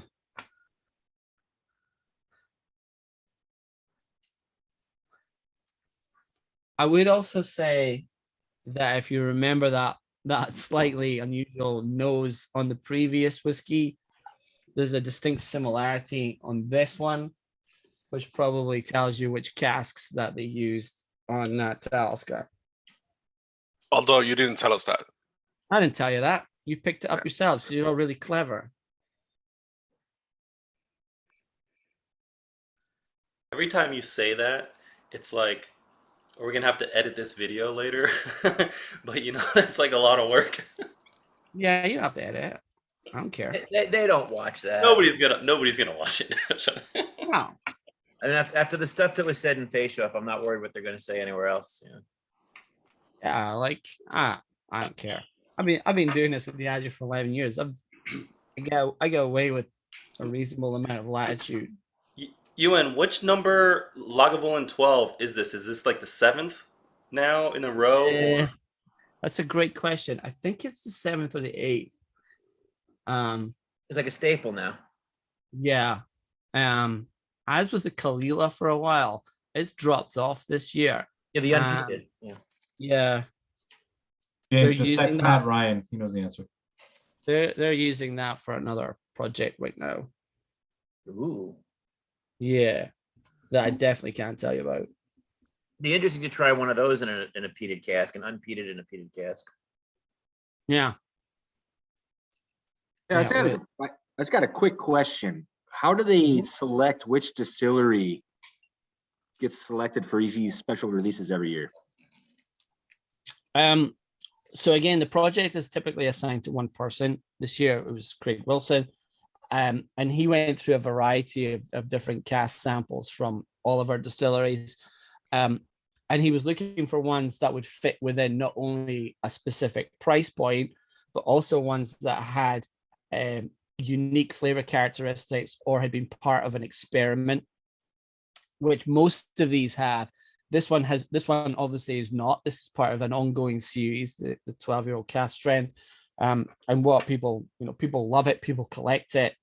Bars have it on their menus, so it's really become a staple of the releases. But they will taste through ones from all of our distilleries, everything from like the more obscure ones that most people haven't really heard of, like Manachmore and places like that, Ben Rennes, Dal and those kind of distilleries, Glen Elgin, Linkwood, Teenanich.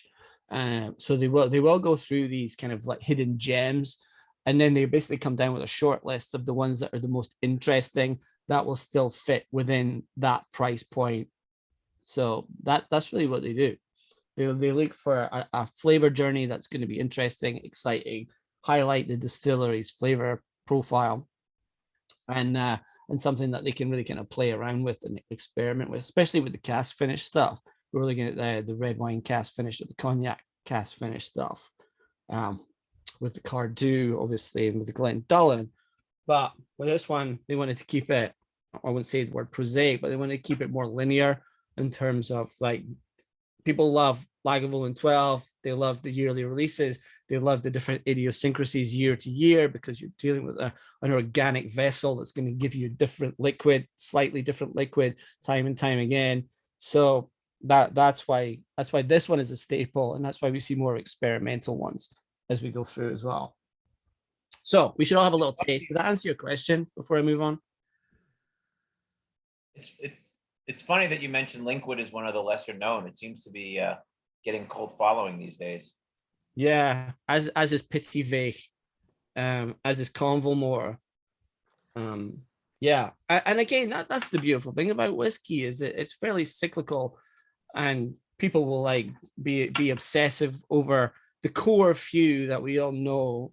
But then as people get into it, and like whiskey folks like yourselves who take it extremely seriously, you've probably tasted like most of the distilleries that come out of Scotland, and you will understand, like you'll be drinking Othrusk and then wondering why more people don't love Othrusk or Glen Spey or these like, smaller distilleries, because they produce just as good liquid, but they aren't like established brand names.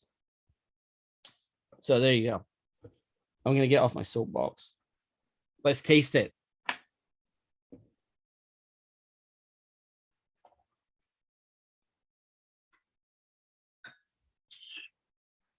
Lovely. Beautiful. Really is. I'll stop sharing. We can all have a little chat. Matt, what did you think? No, I'm loving this, but it's funny to me. It doesn't stand out to me as a typical Lagavulin. So it's like, if you gave me this blonde, that would not be my first guess.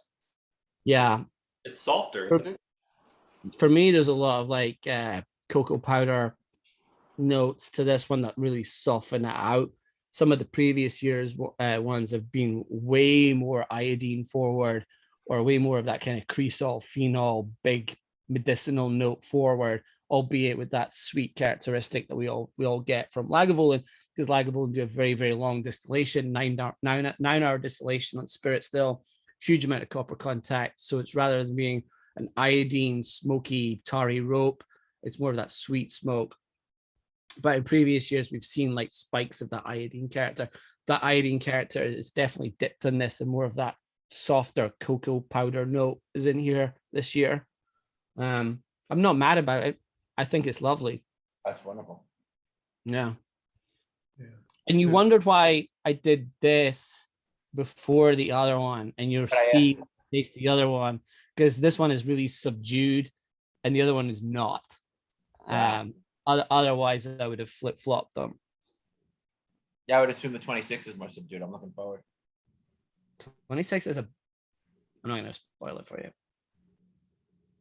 26 is the 26. It's something else. What about any of the other folks? What did you think of the 12? You said cocoa powder. That definitely comes out on the palate. Mm. This is very inviting. This is easy to drink. This is not like a lot of some of the other 12s are fantastic, but they're beasts. Like this is actually really smooth. Yeah. Peat's not overwhelming. I haven't been drinking much peat, like heavy peat whiskey, but this is very nice and balanced. Yeah. I think it's more akin to the Lagavulin Distillers Edition, which is finished in PX for 3-4 months, and has more of that cocoa powder softness to it. It doesn't have the same viscosity, obviously, of the Distillers Edition, but I think it's wonderful. I think I would agree with that. When I nosed it, it definitely smelled like a Lagavulin, but then tasting it, it felt like either was finished on something or it had something different that I'm not super familiar with. So similar to the Distillers Edition. So I agree with that. Yeah, but it's all in one cask. Just refill American oak. Yeah, it doesn't taste like it. I know, right? It's a weird one. No. I've never had a bad Lagavulin. And Lagavulin always seems to be good no matter what they do. Yeah. Is it? Me neither. Although apparently Malt Mill was terrible whiskey that was made on Lagavulin. It all went into Whitehorse. So if you buy old Whitehorse, that's where it all got dumped. So 50s white. So there they go. They know how to get. They know how to not use the bad They stuff. tried to make it Lefroy. That was the point, though, right? Yeah, They wanted they Malt Mill did. to be. But the Lagavulin 10 reminds me of a Lefroy, the one for travel retail. That was their retrying of it, and that Yeah. came out great. Yeah. Is that Lagavulin's classic nose note the prune? Isn't that what they say? It's sweet smoke is really what they're looking for. Because they're doing that a really, really long distillation. The longest in Scotland, actually. All right. Before my throat collapses, let's do our last whiskey, which is, of course, the 26 Lagavulin. Now, No, you but mentioned we should. Matt? Sorry, James, what were you saying? I was gonna say you told us we should probably like rinse. Yeah. So I'm palate. gonna say prior to this, if you do have water, like I just did there, please do a good mouth swell and rinse. You will see a vast contrast between the last Lagavulin and this Lagavulin. So we need some fresh legs or palates for this. You will obviously see from the color, from the lineup, it's the darkest as well as the oldest, because it's all in European casks. So PX obviously being Pedro Jimenez, as well as Oloroso. Seasoned first fill casks, down to 44.2. That is cask strength. Very, very expensive. The most expensive of the whole lineup. And there are Dave's tasting notes in here. This is another one I did agree with him on. The butterscotch, the baked fig. I wouldn't have said sun bleached polished mahogany. I don't even know what it smells like. Tarry rope, I would typically associate with Lefroy. But for everything else in there, that savory note, that smoky note, that rich figgy note in here. I do have my own tasting notes on this one, which we will get to in a second. But I think we'll finish up and we'll all have a little sip and a taste, and then we'll discuss. You probably smell that meaty note straight off the bat.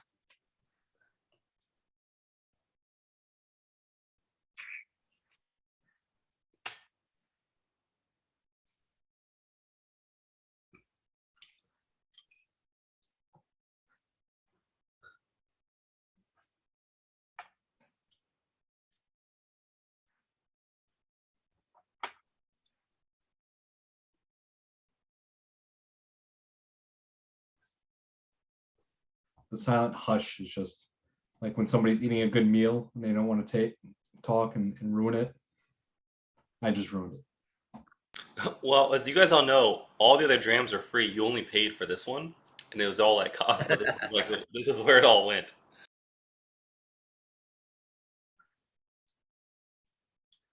Yeah, this costs more than all the other ones put together. Yeah. Yeah. It's another one with that. It has a weird nose and taste, but in a good way. Yeah. Kind of like that Springbank where it's like so weird, but so good. It's like wet and musty on the nose, but yeah. Yeah. I think this is like the most savory Lagavulin I've ever tasted. And probably the most gentle too. Yeah. So that peat smoke. So when I was talking about this being a big whiskey, I didn't mean big whiskey in terms of smoke. I meant in terms of flavor, characteristic, subtlety, finish, that super wet mouthfeel that this one produces. Again, it's like whiskey MSG. It just keeps cranking and producing more and more saliva, which then carries the finish. Really oily, really, again, going back to that savory note in here. But then the back end of that, you've got this wonderful beach bonfire thing and that fruitcake getting thrown on it from afar. So you're still getting that wisps of like rich fruit, burnt sugar. But then you've got this really nice, weird umami characteristic coming through from it that I've never ever seen on a Lagavulin before. I've seen umami in other whiskeys. I've never seen it in Lagavulin before. So, and I have no idea where it came from. I'm sure there's some good science behind it. There's no glutamate in here or MSG in here, obviously. So where's that characteristic coming from? I think it's such an interesting whiskey and such a real weird dynamic in terms of where your palate thinks it's going to be, because you're expecting this big smoke bomb and you don't get it. All you're getting is this really wonderful savory note, but then these wisps of like sweetness. That the oak is almost pushed to the back. You would expect it to be way more oaky than it is, and it's not. It's all of these savory notes and all these really wet notes that are coming through from it, and that really wonderful oily note, that mouthfeel that carries the whole thing. It's a bonkers whiskey. I mean, this and the Talisker 8 were the two that weirded me out the most because they were not what I was expecting. To me, it's funny, not an insult to 26 years, but it actually tastes older, if you will. Yeah. It doesn't have the wood influence, but it just tastes like, I've had some 30 and 40-year-old Islas, and it has a lot of those characteristics at 26, which is impressive. Yeah. And phenol obviously dies off or diminishes over time. So it's one of those things where you're talking about distillery character. They're on a fairly kind of linear level that will go on to perpetuity, with the exception of smoky whiskeys, where you still have distillery character, but then phenol will then tail off over a while. So if you've ever tasted like old Islay whiskeys, and I'm sure you've all done it, and you've tasted White Bowmore, is probably the best example of that, where smoke is almost completely gone, and all you've got is tropical fruit left, and it tastes almost like a tiki drink. It's a very weird whiskey, and it's arguably my favorite Bowmore that they ever produced. Not to talk about other brands. I used to work for Bowmore, and I love that whiskey. I was a gold guy, but White's close. Yeah. Do we know how long it was stored on Oloroso and PX? Full life cycle. It's a combination of the two casks. Oh, okay. Yeah. So it's not a PX finish. They did a full PX maturation cycle. They did a full Oloroso, and then it's a combination of those two cask types. I think there's older stuff in here too. I really think that, because the age has to be the youngest one, but I wouldn't be surprised if 30-year-old Lagavulin in there. Yeah. I wouldn't be surprised if the Oloroso is older. Yeah. Yeah. And I know we've got some very old Oloroso Lagavulin kicking around. But I think what a very weird special whiskey to finish on. I love it. Because again, you always want to be surprised by whiskey. You don't want to go in and it's just like, if you've never had the whiskey before and you're doing a lineup like this, for it to be, oh, that tastes like Talisker 10. That tastes like the Lagavulin 25 that I had before. You want it to be different. You want it to kind of make you think a little bit and think about it in terms of why did they use that cask type? What's that really doing to amplify the distillery character and all these things. So, and for this one, and again, I was talking about earlier on, this and the Talisker 8, the two that kind of pulled the rug from under me, because it's not what I was expecting at all. Same with the Oban 12, to a lesser extent. But the Oban 12, again, when I first tasted it, it was just like, this is like no other Oban I've ever tasted before. And this is like no other Lagavulin I've ever tasted before either. So savory, but beautiful at the same time. David, what did you think? Oh, yeah. I love this one. Yeah. Just as you said, it's just so what you would expect for a Lagavulin. And I guess Will had said, zero chance that you would have guessed it was a lag on a blind tasting. Yeah, you wouldn't. I wouldn't. I know that for a fact. And I don't think I would have blind tasted that Oban out either. And I don't think I would. Well, I might have blind tasted out the Talisker.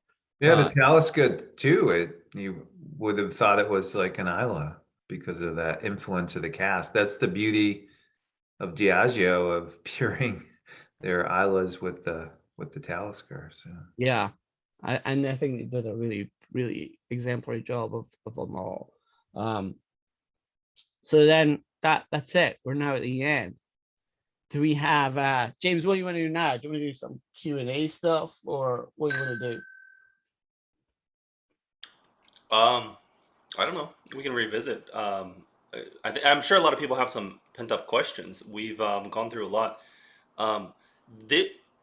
This is really fascinating. If you told us if this was a blind tasting, you said, "Hey, there's a secret project on Isla, and we are going to launch a new distillery, and you're the first one to try it," and it happens to be 26 year, happens to be PX and Oloroso, which is not that common when you're mixing, or marrying both of those. This is unique, but at the same time, if you said it was Lagavulin, it'd be like, okay, well, it's past like 24, 25 years, so obviously we should estimate that the peat's going to die down, and this is going to be unique. This is like unlike anything else that we've. It's not really like there's the Lagavulin nuts that buy this are not going to like this, right? Because it's not going to be like they're going to like it, but then it's going to be like, wait a second, that's not what I expected. I expected a peat bomb that's like full sherry, 26. You know what I mean? Where they're going to say like the 12 is what I expected. Like the 12 is awesome. This is like a brand new distillery almost. It's so different than everything else. Yeah. And why does it taste like soy sauce? I get a real weird soy sauce finish. Yeah. Which was the first thing I noticed when I tasted it. I was just like, I used to work for Suntory, and we were doing experiments back in the day, which I still can't talk about. And there was a whiskey that we did that had a real weird soy sauce characteristic to it. And I've never ever seen it before until I tasted this. And the 44.2 ABV, that's just naturally from evaporation. Yeah. We typically dip 0.8 ABV year on year, and then 3% in volume on Angel Share. Yeah. I mean, I looked at that and I'm like, oh, this one's only 44, and it doesn't matter. I mean, it's perfect as it is. Again, that's what I'm saying. It's a big whiskey, but not in the way you thought it was going to be a big whiskey. The love and hate relationship I have with it, as well as I think a lot of others, is that at the end of the day, there's 7,500 bottles of this. And at 7,500 bottles, you do the math of how many casks. Any one of those casks on its own, someone like me probably would have preferred to try that versus the marriage of everything coming together. But who knows? Like, maybe I'm an idiot, and maybe this is the best epitome of like all those casks coming together at the same time. But that's, at the end of the day, celebration. Diageo Special Releases 2021. That's what it's all about. Yeah. There is a business aspect of meeting the demands of all these people, as well as perfecting these whiskeys. That's the point of it, right? Yeah, exactly. And providing something that people haven't tasted before as well. What was interesting is for the 200th, you had the 25 year, and then you had the Mhm. 25-year-old single cask as well. So that gave people a chance to try both. Yeah. I have them both through there.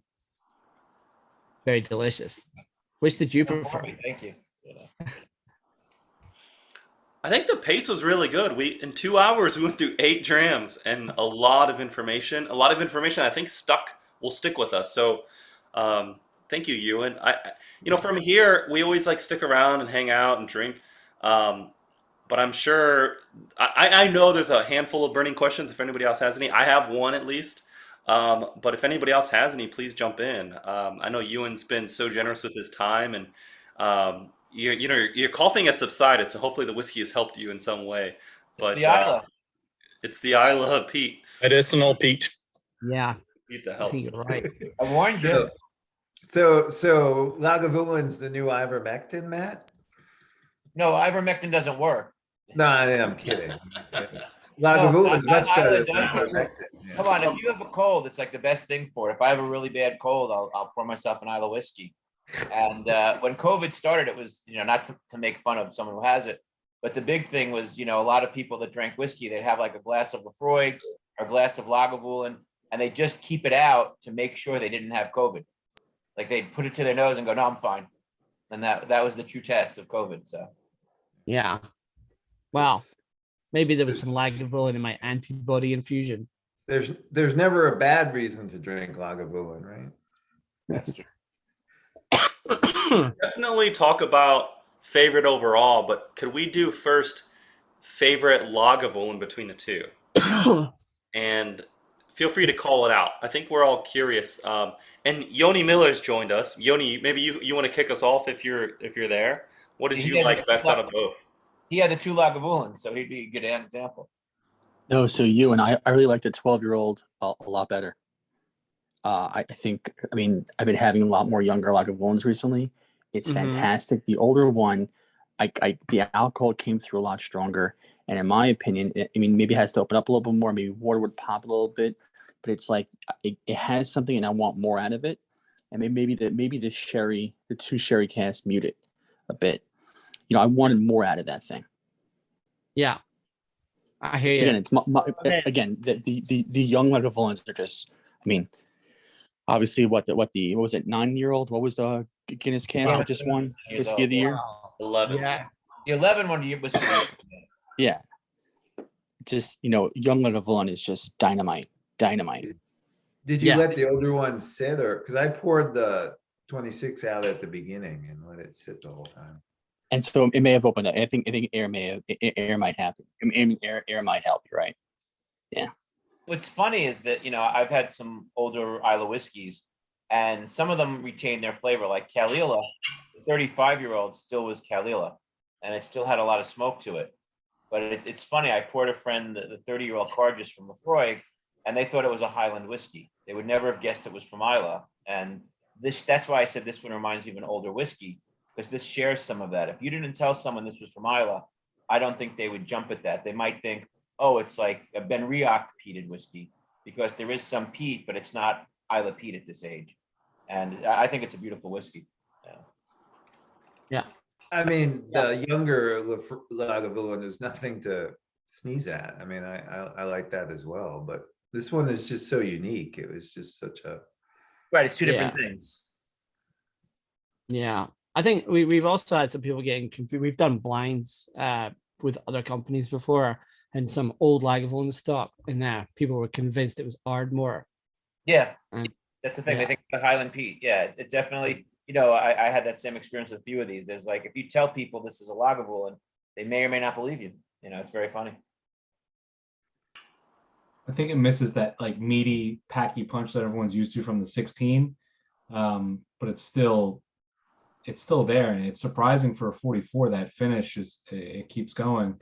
And I just want to ask you, it's been a big year for Lagavulin and sherry. It has the sherry oak that came out, the Nas, and then the Cargis with the PX finish, and then this year the special release would be the Oloroso and the PX. And it's usually like Isla and sherry doesn't go well together, but well, from my take at least. But this year's Lagavulins have all been just hits, definitely, just easy drinkers. Yeah, Yeah, well, Kudrus is Lefroy, isn't it? But Yeah.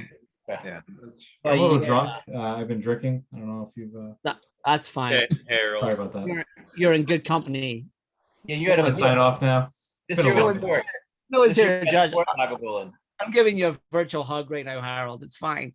Yeah, this is definitely a better sherried Isla than the Cerdis. So here's a question though. So for the 16, is it all Oloroso or is there PX in there as well? Because I thought it was For a little Lag- both. The for regular Lagavulin. 16, the Lagavulin. Is it all Oloroso or is it PX as well? Neither. All bourbon. The 16. Yep. Really? Okay. Yep. Yeah. It's always been that way. Yeah, always. All refill American oak. The distiller's edition is sherried, right? Yeah, the Distillers Edition is Lagavulin 16, finished in PX for 6 months. That's funny because a lot of people always classify Lagavulin as sherry, but that's interesting. I knew that. Yeah, they would be wrong. No, traditionally that 12 cask drink's been sherried up till a few years ago, right? Has that always been the case too? No, 12 has always been bourbon as well. The special release 12s have all been bourbon. And For the so last most of, 12 years? for all of them. There might have been a couple. Yeah. I mean, I may be wrong, but all the ones I have are all bourbon.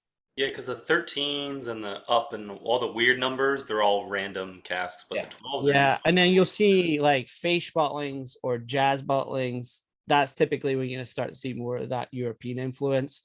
Right. Or this year's Jazz was mezcal. Mezcal finish, yeah. Yeah. 13-year-old, yeah. Mm-hmm. Matt, you try yet? Now they're sitting on Isla for me. No. Oh, you got some? Yeah, I called up people on Isla. They went to the distillery for me. Oh, because I didn't get one. You want one? Yes, please. I'll give them a call. I tried with people who Isn't it actually. in Jess' apartment, Is it Matt? all sold out at the distillery? Because if it's sold out, I might be screwed. But if they still have them, It's all sold out from what I know. Yeah. all right. Wait, Matt, is it by Jess? No, Jess doesn't get me the ones on Isla. I get them from Alan. Oh, okay. So people had it shipped over to Jess. That's fine. Yeah, it's shipped. It's gonna. Well, he's sitting on the last two jazzes for me, and a few other distillery only things on the island. Do we pay you or trade you? We'll talk. I'll get you some. I love you. He takes COVID hugs. I'm not giving them out. No. So I get enough of those at work, you know. let's share our favorite overall. That's Martin. What did you think? Oh, I just posted it in the chat, but yeah, I think the Oban was the biggest surprise, and I think overall my favorite.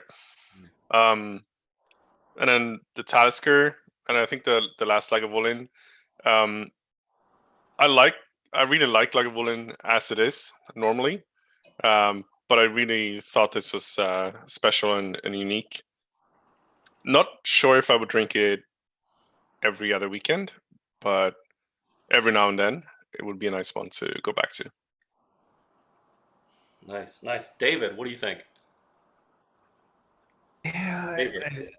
I think I got to go with the 26 lag followed by the Talisker. I really like the Talisker because it was such a surprise. But those two, but both of them, because they're just so different from what would have expected they were. Again, if we just drank these blind and said, "How do you like these scotches?" I think those would have been my favorite still. But you get caught up in your mind, and it's like, wait, that doesn't taste like what I'd expected. I mean, the younger lag was great too, but the older one was such a unique creature. I think blind, we would have all been like backwards, like we would all over the place. Will, what do you think?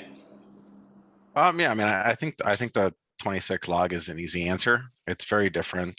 One, again, I would not have suspected that it's a Lagavulin. If you told me it was a Lagavulin, I would have said it had to have been a minimum of 35 years. But aside from that, like I'd say the log 12 and then the Oban 12 for me. Yeah, there's a lot of like old Isla coming out these days from like especially IBs. Yeah. Amanda, what do you think? Well, I mean, I also obviously the Lagavulin 26 was just incredibly different and extremely good. The Lagavulin 12 I really like. It actually has like a sense memory for me in terms of like it just smells and tastes kind of like an oceanside bonfire event that we go to like every year before COVID, and it smells and tastes basically exactly like that. It just hit me real hard. So I have kind of a sentimental reason for really liking the Lagavulin 12, and the Oban 12 is also that's the best Oban I've ever had. So I really appreciate that one too. Wow. Well, Matt got excited about that. Matt, what did you think? I was just laughing Oceanside. I kind of like that. That's where I am. But no, I enjoyed the Lagavulin 26, but I just want to discount that because for a price range, put all the rest comparable. I really enjoyed the Oban. I thought that was incredible. But the thing is, if I went in with expectations, like again, if I ranked them going into this class, how I thought I would like them versus how they turned out, the Royal Lochnagar impressed me a lot. Yeah. That would not be one I would just pick up. I'd walk right by it in the store. I wouldn't think anything of it. But having had it, that was like the biggest surprise over where my expectation was. I love the Mortlach, but I expected to love the Mortlach. I love the Oban. I expected to love the Oban. I love the Talisker. I expected to love the Talisker. But that was the biggest surprise for me of the entire tasting. But again, you can't argue with the age of the 26, and the Oban was really special too. Yeah, well put. Well put. Valentine, what do you think?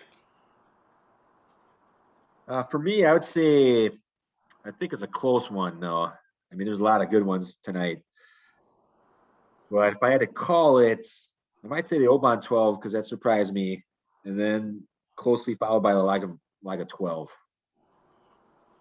Wow. And then maybe Talisker and the Lager 26.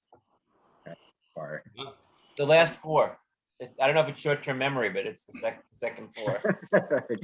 Everyone's in that room. But and most of us know Valentine. We've all traded probably hundreds of drams with Valentine over the years now. we're all drinking just this past year. Just this past year, but drinking a lot of the same things. I've been buying like crazy though on that. Harold, what do you think? I mean, what do I know? Can't even tell the difference between Lafroig and Lagavulin. He likes the Deanston the best. That's some good Deanston we were talking about. To torture myself, I'm drinking some Distiller 17 year. So no, I mean the Oban was the clear winner for me.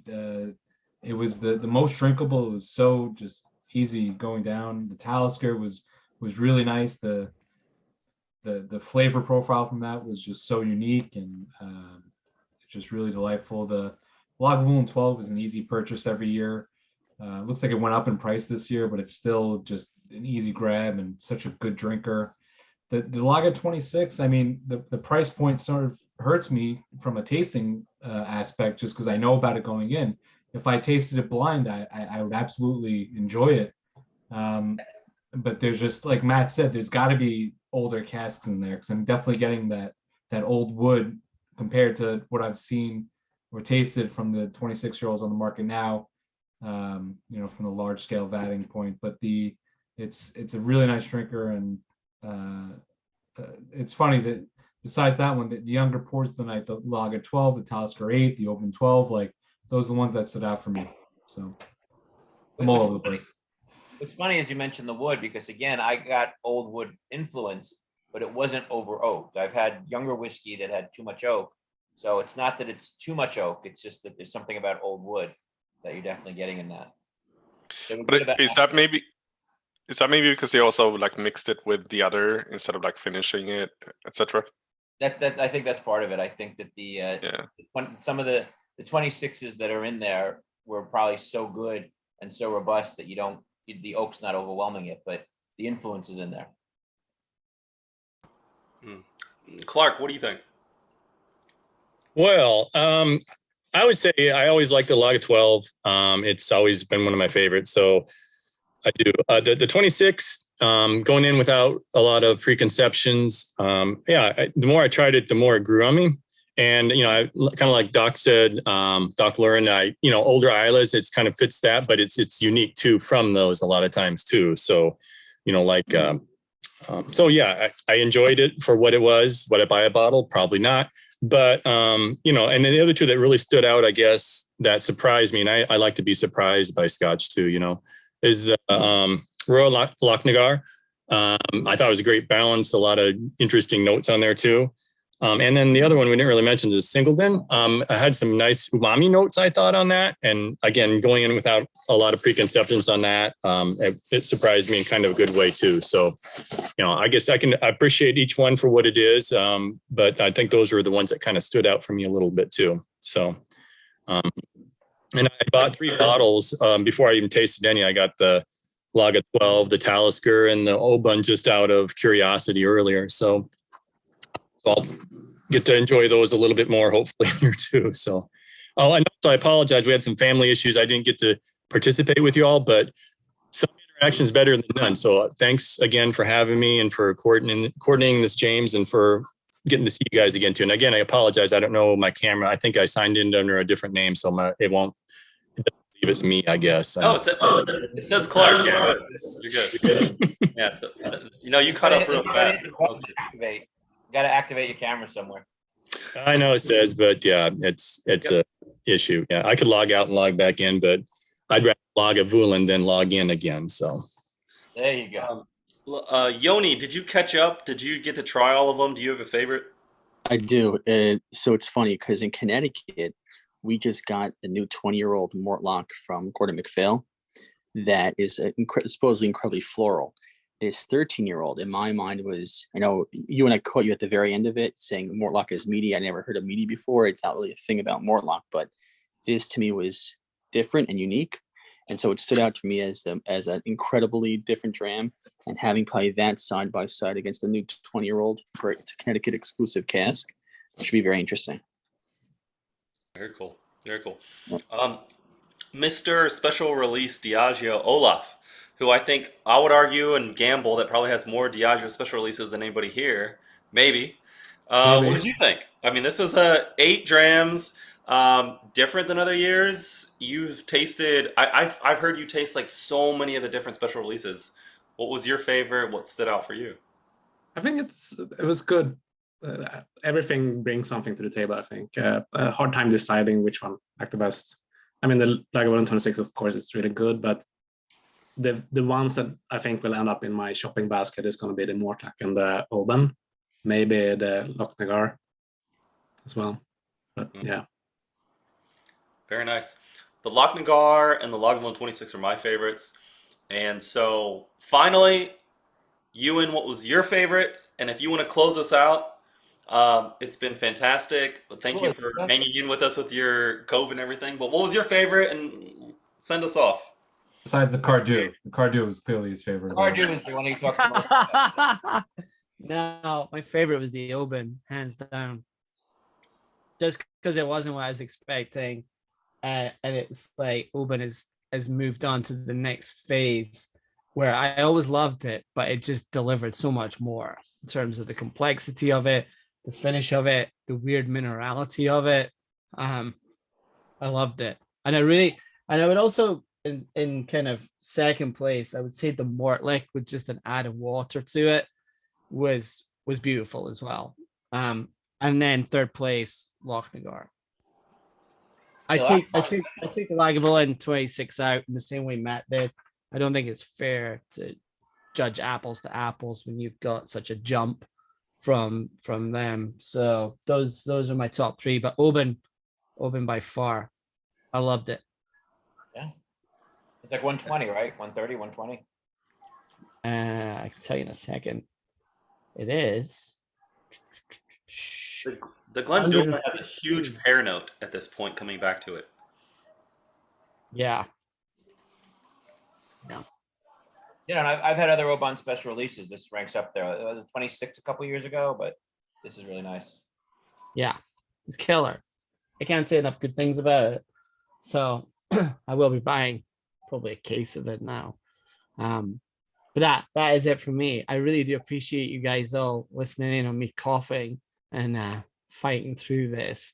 So thanks again to James and to Dr. Matt and all you guys for logging in and going through these whiskeys with me together. It's been a rare treat for me. I am going to go back and revisit some of these. And yeah, I love it. Thank you all so much. Start prepping up those author's notes. I have a good set of both distillery and a lot of independents, and hopefully we'll put one of those together soon. Yeah. Thank you. I did an author's one for the LA Whiskey Society a few months ago, so I already have a deck for it. There you go. Yeah, I'm waiting, Matt. Like, we got to line it up, Matt. Whenever you're ready, we do it. I have a few bottles that I bought, the 1975, the 1983s, like the old, like 10-year-old single. They're just incredible. And you have that weird port one. Well, I don't have that anymore. We got to go back to Brooklyn and get me another one. We finished that one. It was great. We went to a pizza tasting, and we just dropped by a liquor store, and they had all these weird whiskeys in the shop.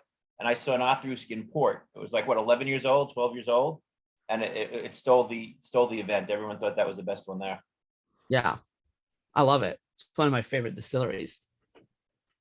Well, thank you, everyone. This has been fantastic. When the set came out, now keep in mind, this set came out in it was announced September. It took a while to get here.